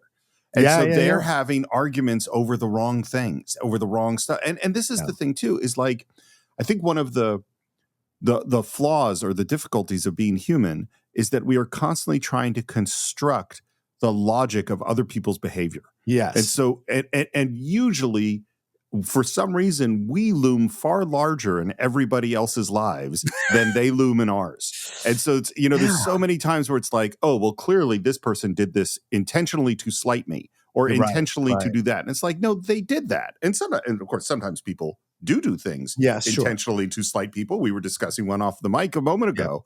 Right. But most of the time we're just bumping up against each other, doing our own thing. And it isn't about us, but that's not what we've constructed in our head. No, I mean, and that's the thing that I know, my partner has been begging me for years to read the 4 Agreements, because that's one of the 4 agreements, right? That it's not about you. And it's not, I don't think that's 100% true. I do think some people do make it about you. John, it is about you. I mean, that's not, we're talking about John Rocha. That's you. Yeah. And that's a horrible thing that I wish I had the ability to not care what people thought. I think that's a gift.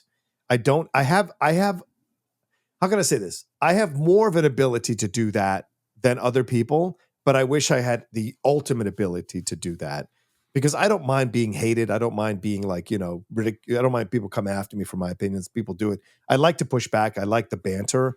Some of our fans have come after me on Facebook, on other places, and I like the back and forth with them, because I think that keeps me sharp. But I don't have that ultimate thing where I'm going to do what I want to do because I don't give a shit.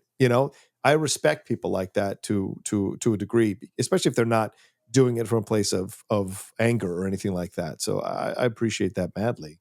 But yes, Steve, we get caught up in our own heads about everything. We do, especially because we're intelligent people. And I also think, to be honest with you, and this is going to sound weird, and maybe some people might push back on this, but we seem to have more time to think about this stuff. You know what I'm saying? Like the Industrial Revolution people, we're not going like, well, should I say this to him or not say this? I mean, what do you think they think about this? They weren't doing it. It's like, where the fuck am I going to get money to eat?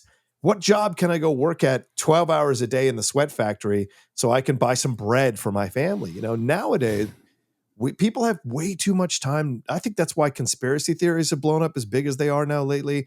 I think that's why you have all kinds of psychological books to help people navigate stuff. I'm currently reading a Mel Robbins book. Like, there's all kinds of stuff out there. Even those weird theories about, well, what about the replacement theory? How we're all in a simulation, or the simulation theory. This is all stuff born from people having way too much fucking time to think about stuff. And I think that's where also the communication issues come in. You're talking about like how we overthink situations, because our minds are constantly going, because we're constantly being stimulated by stuff. And so we're always thinking about everything, So I actually think that's a great point. I mean, this weird thing where statistically humans as a world population are much, much richer now than they ever were at any other time, including poor humans. Yes. Like the number of people that went from living on $1 a day to living on $3 a day in like the last 15 years is like amazing. Right. So and all of that means that you have more time. But it doesn't feel like we have more time. No, it doesn't. We feel rushed as fuck. Oh, yes. But we do have more time to think. There's also just more to be thinking about. Like one of the things I think about when you and I grew up, our lives had a predictable schedule as children. Yes. Is that you had, and everyone around us had the same predictable schedule. Yeah. All the kids went and did Little League, or they did soccer, or they did Boy Right. Scouts. And on the weekend, there was the school picnic, and then there was the 4th of July. Yes. And you went to your mom's, family on Christmas, and you went to your parent, the other family on Thanksgiving, or whatever it was. Mm-hmm. And it repeated year after year. And the community that you interacted with was mostly the same people. Yeah. And so what happened is that you were folded into a system Yes. that worked. Yeah. And we understood and even though the systems were never perfect because our families had assholes in it and the school was crappy and all sorts of bad things happened. But Right. all the bad things happen within a predictable system. And that's all broken now. Yeah. Like one of the things I realized is that, when I was a kid, I was on the same schedule as all the other kids at school. Right. And I rode on the bus to school and I rode on the bus home with the group of kids. A much more Now- regimented society. Yes. Now all parents show up in their cars to pick up their kids. I mean, there's still Right. school buses somewhere. And then one parent takes their kid to the soccer thing in Pasadena, and the other one takes their kid to the soccer thing over there. And this kid's taking violin over there. And there's no sense of this is the group and this is the community. Yeah. The community we're finding is the community of the mind online. Yes. And so I actually think that it fits, but that's why I want to say it's like, I think this fits with the thing you're saying of time to think. Yes. Is that we don't have a structure. It's like, oh, this is how life works. I do Right. this and then I do this and then I do this. And my kids will do the same as me. That doesn't exist anymore. Now it's like, what do I do? Maybe Right. there's some conspiracy controlling my life. Where is the answer? Because Yeah. we're all adrift now, know? Right. Rather than just because we've seen more of we've seen a proliferation of investigative stuff, right? True crime, ancient aliens, all these things that have become really big over the years. People now are like, what's the search? And I think we always have this instinctively as human beings. What's the search for truth? I think even in the Industrial Revolution, which is why you had people like, and I'm using that as a kind of barometer, the Gilded Age even, you've always had philosophers. You've always had people who wrote books explaining the human condition or exploring the human condition. That's been a thing that has gone on through the centuries, right? I'm sure there was a caveman who was like munga bunga bunga talking about like why do we live? Why do we exist? Who created us? All this kind of stuff. So we've always had those things. I just think now, currently, there is so much out there because our progression and evolution has been to a place of like, well, now I want to go even deeper. One of the things I recently was on was a show with Christian over on his channel, and we brought in, I forget the guy's name, but he's a really cool dude, and Nice Peter. Yeah, Nice Peter. And Christian and Nice Peter are into the UAP stuff, the UFO stuff. They're really into this stuff. And they were talking about the idea of interdimensional travel. That's a reality in their minds, that the government possibly has figured out interdimensional travel, and they have been doing interdimensional travel for the last few years. Now, I think that's utterly insane, and I think that is not true. But this is the evolution of the overthinking. It's now you're going into this other place where you believe that the government has this kind of technology and people have been using it to travel in between dimensions. And I'm just like, this is where too much time to think has gone way overboard in my mind. And also a desire to leave our current world. As you said, Steve, our current world has changed so much. People feel so adrift. They want to go find something else. They want to go see something. They've created something else in their minds that maybe functions in a way that works better for their approach to the world, to existence. And so it's a fascinating thing to see. And I'm not judging anybody who feels this way. It's just, for me, I think it's insane to go that far. And to me, that indicates minds with way too much time to consider this kind of stuff, So I have a whole bunch of thoughts. The first one, I think, is one of the things about humans is that we are pattern sensing creatures. Yeah. And that means that is built into our DNA. Our brains look for patterns. We look for connections, and there's all sorts of survival reasons for this. So we go like, oh, I find this plant, and when this is made into a tea, people get healthier. I recognize that pattern, Right. and that is how I learn this medicinal quality of this plant. Yes. That is, or that I notice that whenever my spouse stomps their feet as they come into the house, they're in a bad mood. Yeah. You know, and so I've noticed this pattern. That is super useful. The problem is we see patterns everywhere, even when they don't exist. And so it's like, and this is certainly true in filmmaking, where it's like if I create a montage and I put two images next to each other, you cannot help but make some connection between those two images. Yeah. Even if it's like a hamster in the Starship Enterprise, you will think like you might have had a thought, like you might have had the thought that might have taken you to the tribble that they get the serum from to save Spock's life or Kirk's life in the Star Trek Into Darkness or whatever. Yeah. Your brain will make a connection. And so what happens is and that's really useful for science, because we go, oh, like this causes this, and I understand this. But it's really, really dangerous in conspiracy theories, because they had to do this for a reason. Right. That idea of for a reason, it must be connected to this other thing. And as soon as you make that connection in your mind, those connections become real. And then this thing happens is you don't know when you connected, like here's a fact and here's a fact, and I connected them. And then here's a fact and here's a fact, and I connected them. This one's not a fact, but the connection works great.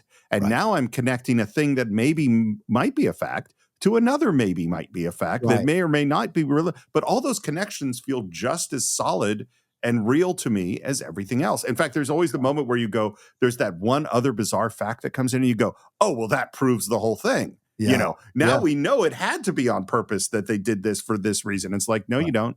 You don't know that at all. Exactly. You know? Yeah, no. And I found myself at times, of course, lost in that quagmire because I think I see patterns of certain people's behavior, especially people who are, to me, a bit nefarious in how they're using their power in our society. And I go, oh, this is absolutely what's going on here. But I actually don't know, right? But I think that. So sometimes I have to put the brakes on my own mind and go, no, you actually don't have the information, don't know this or that. And you're just analyzing and giving an opinion, but it's not actually based on any kind of fact other than your own, as you said, recognition of patterns.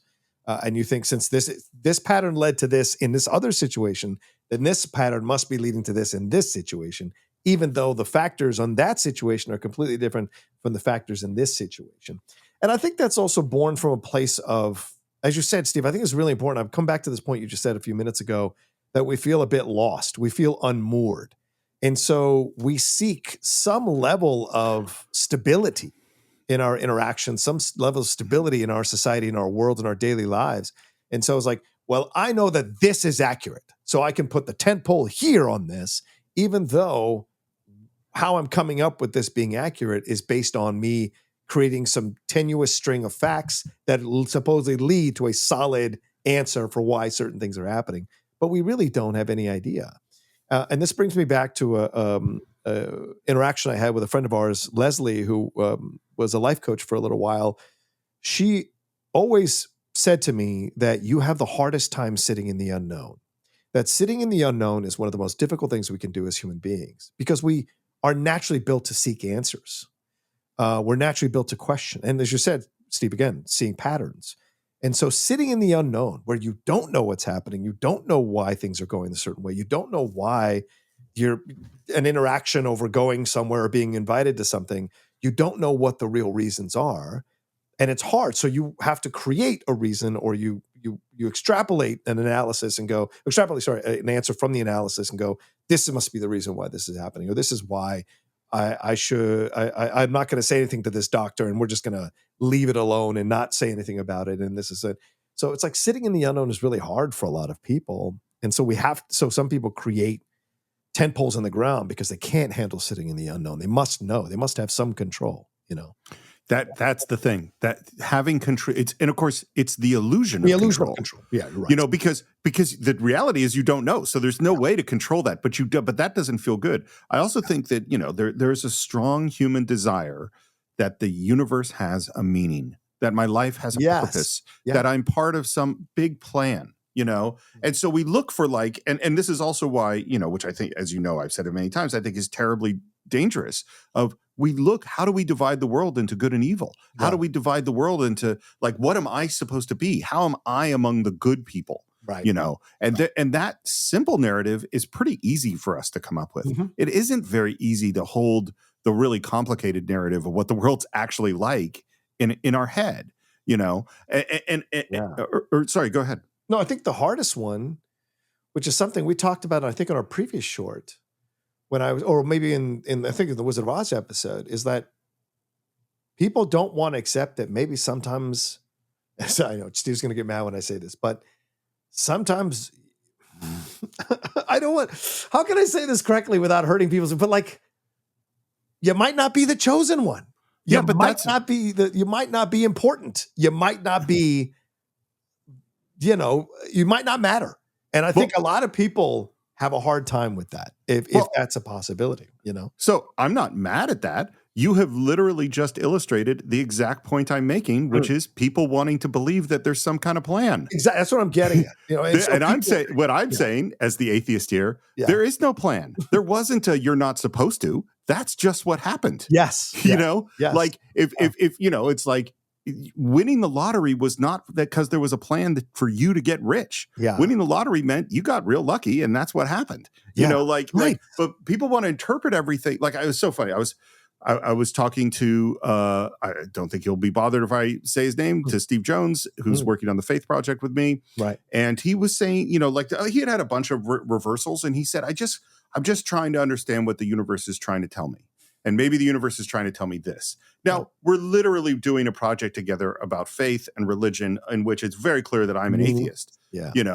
So he knows that I don't think the universe is planning anything. Right. But my job at that time was to support my friend who was going through a hard time, and that him thinking of the world, of having that pattern, was helping him get through the thing that he had to get through. Right. Similarly, as I think I mentioned maybe also in one of our shorts, is that the publisher for my book it hasn't fallen through, but it's near falling through. Oh yeah. And I had a really shitty weekend a couple of weekends ago dealing with this, and looking back on my career and all the places where I feel that I have been exceptionally unlucky. Right. Like the DVD market collapsing right when I released my independent film. That wasn't that great. Right. Like I finished, I'm not gonna go into the list of my travails and woes, but there've been a lot of things where, I sold a comic to a company, and then the company immediately got bought out and canceled my comic. Like my first comic was Green Lantern, and they turned him into a bad guy, and so they canceled the comic that I sold. Like, this has happened to me over and over again in my life. And what I was thinking is, like, if I thought that the universe was trying to tell me something, I would have quit 20 years ago. Right. But I don't think the universe is telling me anything. I think I've had some bad luck. I've had some good luck. And this is what the world is. And so I keep going, because there isn't a pattern here, Yeah, I know. And I think I've been guilty of this, so I can't really judge Steve. Sometimes, because I'm Steve Jones. I mean, I'm built to ride a wave from the universe. Like, if I sense something, this is where I'm supposed to go, then I go there. And I think that's kind of how I found my life in certain ways, and even stumbling into this business over the last 10 years, this was never a thought in my mind. And certain things worked in a certain way, and I took to it like a duck to water. And thankfully, people, liked or enjoyed what I had to say to the most part. And so I've been able to build a life and a career out of it, but I've been flowing through it. But now I'm at a place now where I'm like, okay, what's next? And so I'm, in a way, waiting for the universe to show me what's next. But also, in my mind, I need to do a little more work to explore what's next, because I'm kind of afraid of what's next, because I don't know what it is. And so this is an interesting place to be in right now. So I'm trying to remove meaning from everything and just trying to sit in the unknown and see where it takes me, So it's the hardest thing, because you want to you want to create meaning. You want to create meaning. It's so instinctual. No, I haven't spoken about this in detail, but like one of the basic premises of the Faith Project is that when conversations happen between atheists and people of faith, they usually happen as arguments over truth. Right, I think what you believe is wrong. Right.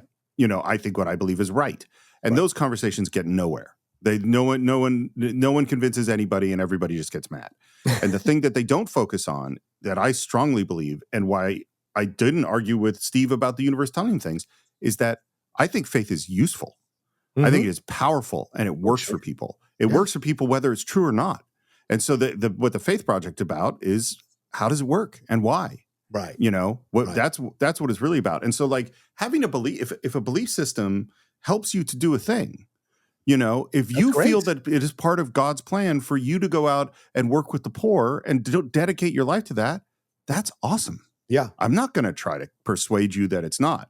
Right. But I also think that, we see meaning in all sorts of places. And I'll give you two quick things that occurred to me. One is I had a relationship, someone very close to me who there was tension there. Yeah. And let's say there was a history of me feeling criticized by this person. Mm-hmm. And there was a certain point where I would tend to get preemptively defensive. You know what I mean? Right. Because I was prepared to be criticized. Yep. And so I jabbed back.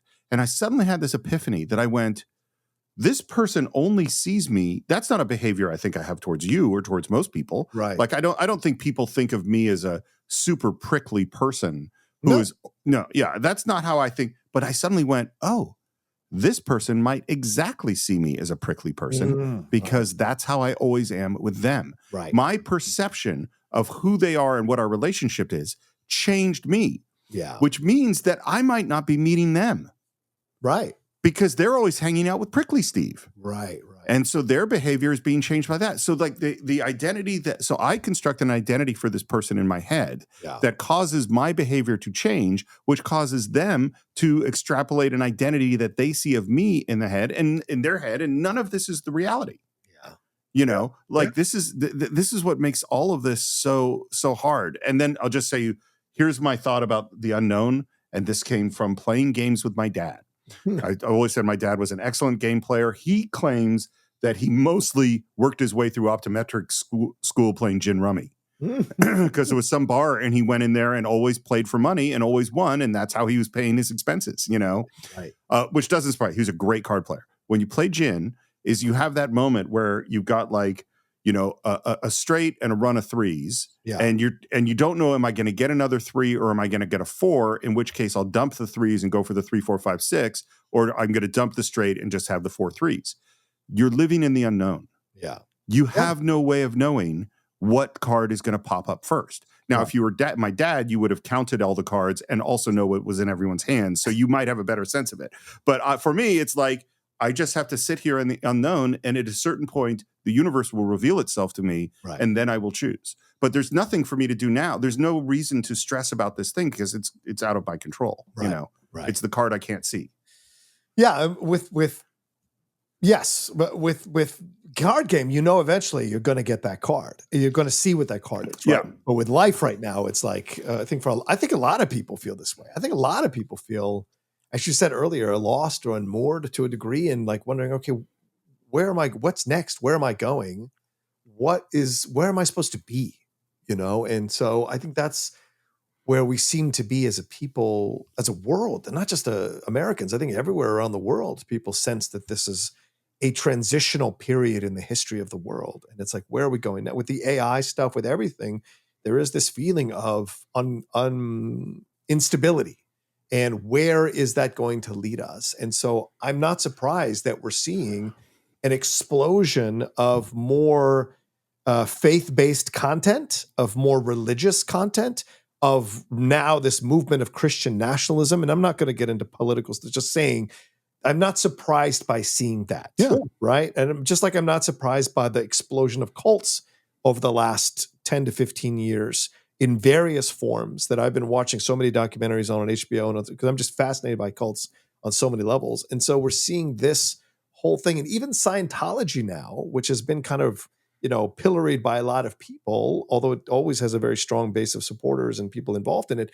They are on TikTok now doing videos. They are confronting people's questions about their religion in order to get people to join their religion, because they sense that now people are so unstable and lost. They're looking for a place to find meaning, or to make sense of the world, or to feel at home or accepted. And so they're running to these things in larger numbers. So I'm not surprised. Those things are connected, because we think all the time, like, I'm lost, I'm unstable, something's wrong, I need to find some stability. Where is it? Oh, here. This brings me comfort. This brings me peace. I will go to God, or I will go to Scientology, or I will go to Abraham or Yahweh, or whatever it is that you support, Buddha, whatever it is you're seeking. And I speak from my own experience. I know when I went through that terrible breakup a few years ago, I explored all religions. I went to Catholicism, I went to Mosaic Christianity, and then I went to Buddhism for a little while as well. But in the end, it was just a matter of me trying to find a place to be accepted and comfortable and happy. But the truth is, it was all delaying me from doing the work I needed to do, which was psychological, and go through therapy and come out the other side. So it's just like everyone's got their journey to try to find their meaning or their place. And as I said, it feels lately like that's why so much faith-based stuff has exploded in our pop culture mainstream in a way that hasn't in times past. I know this is shifting from a short into a medium and even from a medium into a long, but I have one more thing to say, which is I want to go back and connect it to the thing I was saying before about the predictable life that we grew up with. Generationally, not that there wasn't a shift from my grandparents' generation to my parents' generation to me. Yeah. There was a shift from, radio to television, to things like things were changing. Right. But what you were supposed to do with your life was very prescribed. And that's why, if you looked at TV and movies of the time, it's like you grew up, you got a job, you got married, you had kids, you lived in, you wanted to get the picket fence in the house in the country, and then your kids went to school and you were in the PTA, and then we repeated that. Right. And today, and it was a heteronormative world. Yes. It was a racially, predictable world, let's say.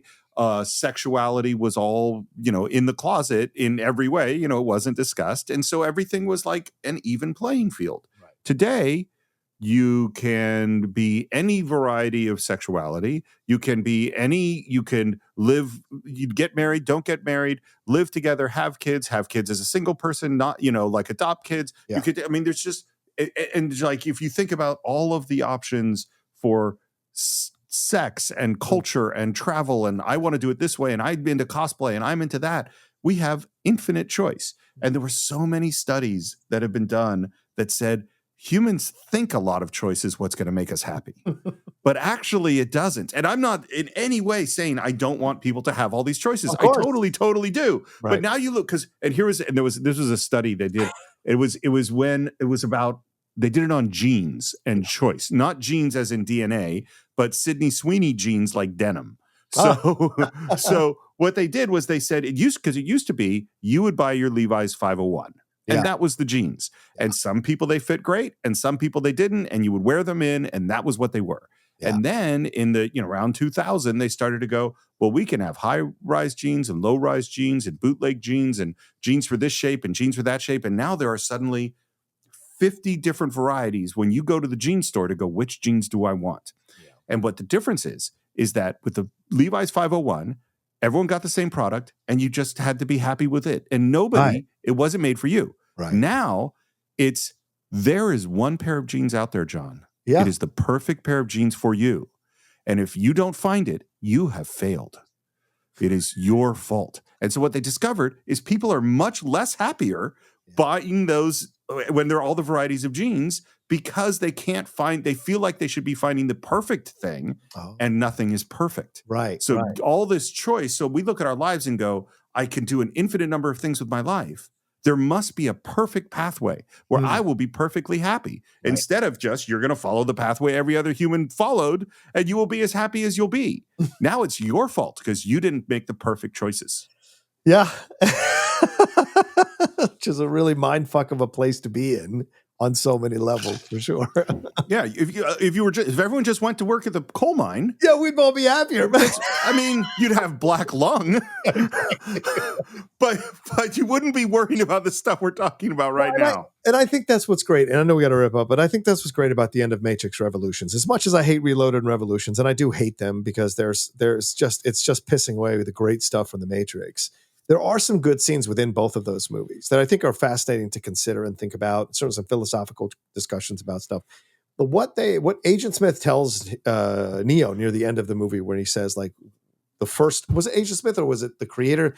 He says, like, we created a whole existence where human beings were happy, and they rebelled against it because instinctually they knew this isn't real. We can't all be happy.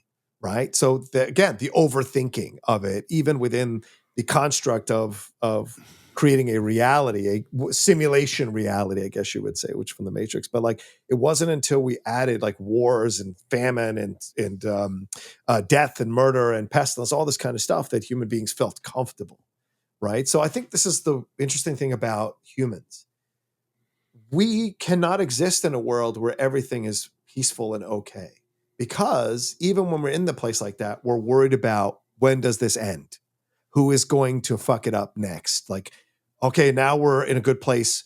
Who is going to come around to say something wrong Sure. or do something wrong? So we're never, ever going to be in a place of peace, because we don't recognize it. We can't function within it, because it's also unknown, because we're in a place of like, well, who's going to mess it up? I don't know who's going to mess it up, but I just feel like someone's going to mess it up, but I don't know who it is. So I'm in the unknown again. Right. So we are never going to, we can only do is individually find your peace, but collectively, I don't think we're ever going to find quote unquote peace on earth, because we're not built collectively to actually achieve it and then be okay living in that reality. Okay, I promise we're going to wrap this up, but I have one quick thing, which is, do you know, have you heard that the definition of the term the pursuit of happiness, in particular the word happiness, is not what we think of modern as happiness? I think so, because that was highlighted in the American Revolution document. That's right. Yes. So go ahead. Yeah. Well, and it's so funny because I learned this from Jeffrey Rosen, who's the head of the National Constitution Center, who is buddies with Ken Burns, and they regularly have conversations on their podcasts.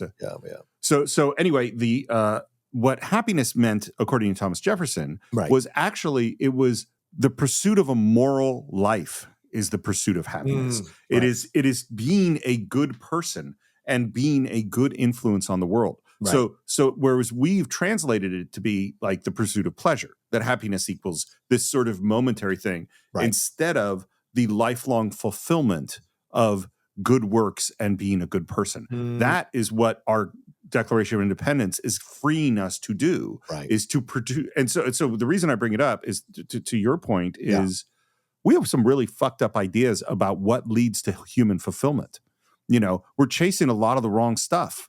You know, and so there, in particular, things like wealth and fame, which most people who get wealth and fame don't get happiness, you know? Yeah. It's so funny you bring this up, because Lily and I were having a conversation coming back from the Christmas tree farm today, and we were talking about like how certain people approach finances, right? And she's been listening to a lot of podcasts from people who are successful and all of this, and she said there's apparently an equation that you can find that like works for your like, where would you be happy, at what amount of money would you be happy, and what amount of money is going too far and where you become into a place of stress. And this is a fascinating thing, because I would say when I was younger and I was living paycheck to paycheck, I was actually okay with that existence. Yes, did I occasionally have to borrow money to pay my rent every few couple of years or what? Yes, I did. But overall, as much as stressed as I was sometimes, I was happier. Now that I've got a little bit extra more money, and I don't have that much extra more money, just a little bit more, I'm on a place of like, am I going to lose it all one day? Is it all going to go away? Like, there is that thing. So it's finding that equation for you that works in a place where you're making enough money that you're comfortable and that works with how you're built as a person to seek happiness. And I think too many people are consumed with, I've got to make as much money as possible, when they don't realize that the other side of it is you're making that much money and now you're becoming more and more afraid that it's going to go away, or you're going to lose it, or something could happen and you're not going to have enough, right? So there's these things that and it's always different decade to decade. I didn't worry about money in my 20s and 30s the way I worry about money now. And it's all a matter of relevance, because I'm getting older now. And so there's a possibility I could get something, knock on wood, and then do I have the money to help me through physical ailment or a medical emergency or something? So all those things that factor into our lives. But yes, the seeking of material wealth and money. And sadly, we have a society that pushes that nonsense, from the Kardashians to all the reality shows to even the crib show on MTV back in the old days. The amount of money that we see coaches and players and celebrities making, the amount of money they're spending on movies, like everything is becoming a conversation about finances as a reflection of quality or happiness or joy.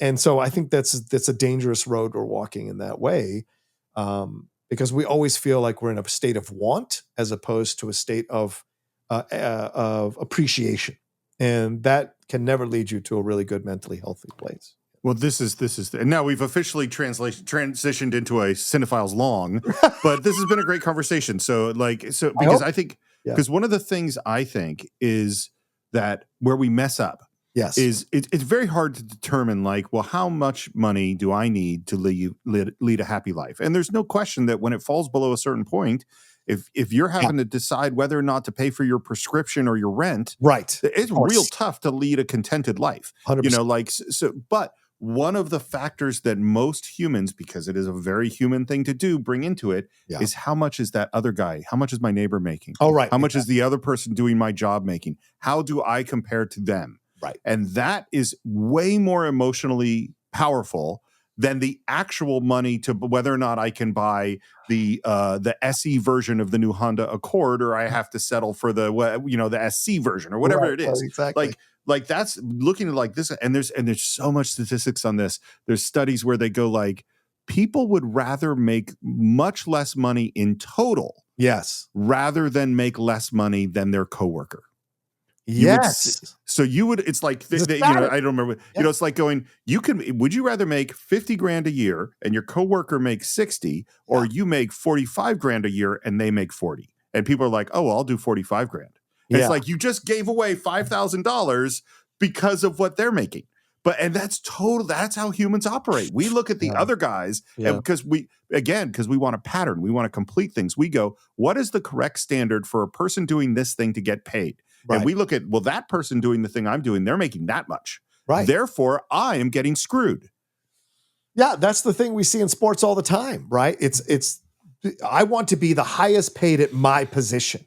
And so if someone last year, and I've seen this happen so much recently, if someone last year got $150 million guaranteed contract for 5 years, well, I want to get $151 million guaranteed over 5 years. And it's just like, it doesn't fucking matter. But we have created this idea of status and needing, and I need to be appreciated at a certain level. And I need to be at this so that I can brag that I'm the highest paid person in this position. And this is where we get to the point of we get to I think a law of diminishing returns of what that does to our society. Because I get it, you want to fight for what you feel you're owed. I mean, we do this when we talk about our ads. Like we know how much of a fan base we have and how many people listen to us every month, every week. So when companies come in with lower numbers, we want to make it clear, like, hey, no, we've got a big following. We need to, so that's it. But we're not going, how did they make that podcast? Right. How did they make that movie? How much are they charging? We don't do that kind of stuff because it's just a different approach that we have to this kind of stuff. So yeah, it's like, if you're constantly seeking to beat the next person, you are never going to be satisfied because someone is coming right behind you to beat you. And then you're in a place of like, well, that was short-lived. What now? Well, and this is another reason why today we are so much screwed up by this stuff. And I feel like I might have told this story on our second episode when we did When We Were Kings. I know I told it at some point in the Cine-Files, but I was watching, there was a boxing match between Oscar De La Hoya and the European champion in the mid 90s at some point. Yeah. And, they do the tail of the tape before the fight. And there's the dramatic package of all the video footage, and they go, this man, champion of France, was the greatest soccer player. He was the greatest athlete, an Olympic level sprinter, whatever. It's just like, all they're saying is that this guy is he's undefeated. He's just battered everybody he's ever fought. And then they go, okay, what do you think his chances of against Oscar De La Hoya? And the commentator, who's that older guy who was always the commentator back in the day, goes, I think he's out in 3. And De La Hoya knocked him out in 2 because he wasn't in De La Hoya's league at all. Right. So this was a dude who had never lost, who was the best all the way around. And here's the thing about our world today that's different, and why I want to tell that story. Yeah. If you were in a farming community in 1860 and there's maybe 200 people that live in the area and you played the fiddle, you were the best fiddle player anybody knew. Mm-hmm. And if you sang, you were the best singer. And the person who made the best pie, they made the best pie. You had a chance to be number one. And yes, every once in a while, the traveling professional entertainers would come through town and you would see what a real fiddle player could do. But you're not competing with them. Right. Today, if you want to play the fiddle, you are competing with Yo-Yo Ma. It would be the cello, of course. But you know what I mean? Like, because we are constantly exposed to the number one best people of all time, which means it's essentially impossible for any of us to succeed at the status levels we want to get. Yes. Or the only 1%. And 0.001. And which frustrates everyone else who isn't in the 0.00. Rather than appreciating that, hey, I'm good enough to at least be in the conversation, it's I'm not good enough to win, therefore somehow I'm lesser than. And I think this is something that has pervaded our society, and I'm guilty of falling into that mindset as well all the time. I mean, doing the YouTube channel, I see my friends who have 100,000, 200,000 subscribers, but I don't have the motivation to get to that level doing what they're doing.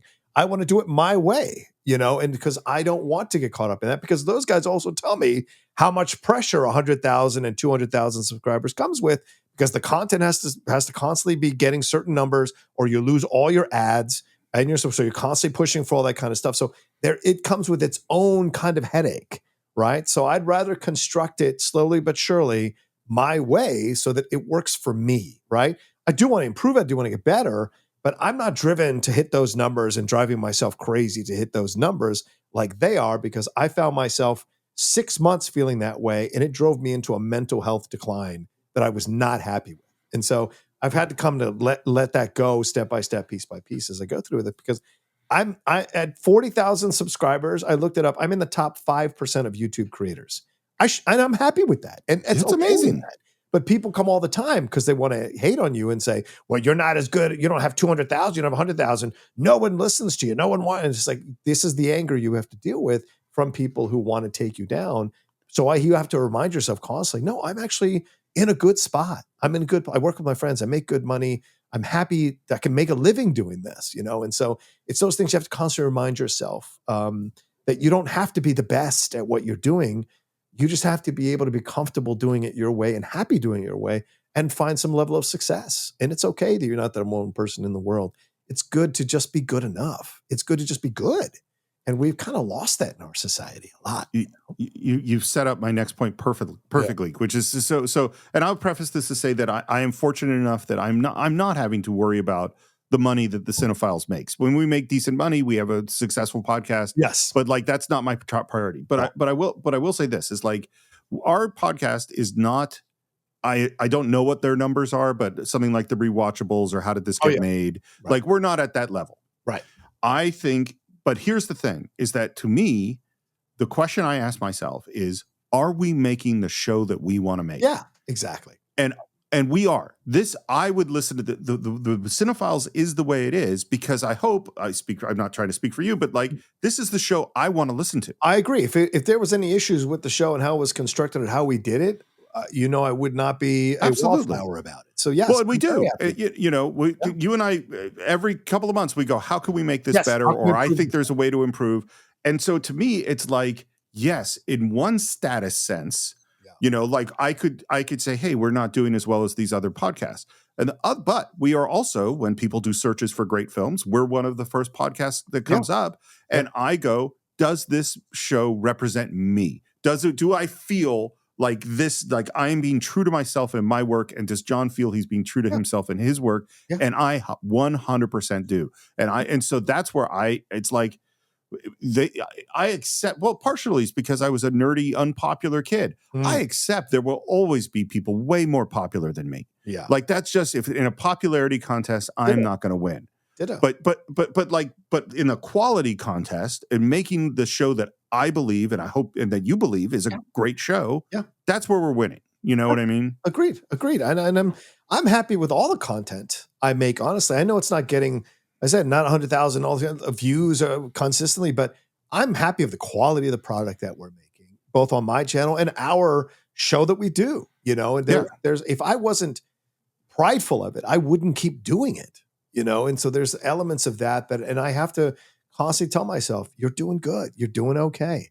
Stop comparing yourself and don't let these people who are clearly unhappy people in their own lives drag you into the pit of self-hatred by allowing their words that criticize you to affect your world, because that's also a level of, look, I need control over my life.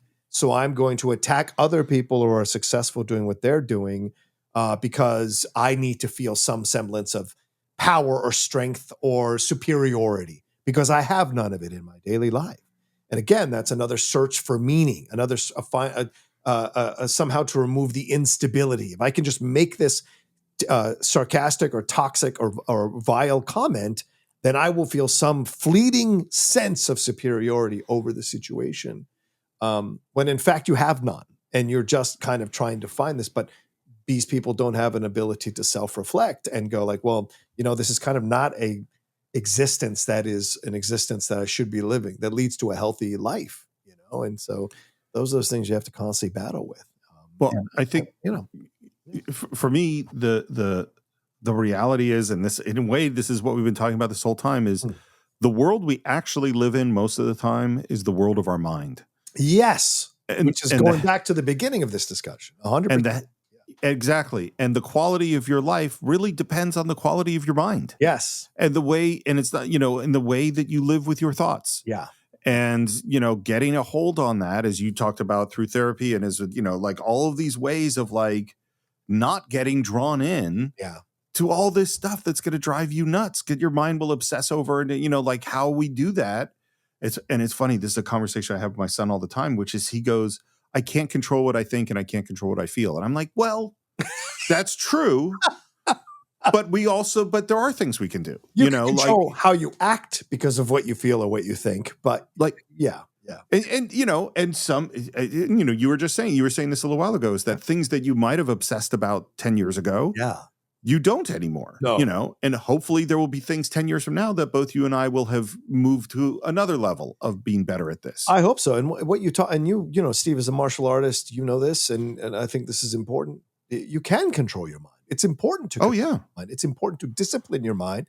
It's important to, be aware, to accept the thoughts that you have, but also bring your mind back to a certain level or a certain centering that allows you to exist in the world, to be functional. So you can control your mind, and it takes work. It takes effort. Other people, like, I don't know, Steve, I know for me, when you suffer with mental health issues, for example, yesterday, I had a pretty bad panic attack in the middle of the afternoon. I haven't had a panic attack in years, in like 2 or 3 years. And yesterday I had a really bad one. And Lindley happened to have walked in when it was happening. Like, she happened to walk in, and we sat and she talked me through it, right? And this, with the breathing, touching things, getting yourself a little more centered, it's a way of controlling my mind. And she helped me to control my mind, to not fly off into this place. It was, no, we got to come back to center. We got to fix. So those are essential things that we have to do for ourselves. And we have to take responsibility for ourselves. It's really important. And learning how to control our mind, it doesn't mean stop your thoughts, or doesn't mean making yourself feel bad about the thoughts you're having. It's controlling your mind is an essential trait as you're progressing through the world, and especially as you get older and you mature. So yeah, it's something that I think I respect your son feeling that, because he's young and you do feel that way. I know what it's like to have all those hormones and passion and all those things, and you think you can't control anything, but it's about putting the discipline in to learn how to do that. And hopefully, he'll realize that one day for himself and figure out the tools he needs to get himself back and get himself to a place where he can control his mind and his thoughts, And I don't mean control to make himself an automaton. I mean control to lead him to a healthier state of being, Well, I mean, I think, yeah. And that's the thing. That's the thing all of us are working towards. Yes. And so this has been an impromptu Cine-Files long. This is one of the records.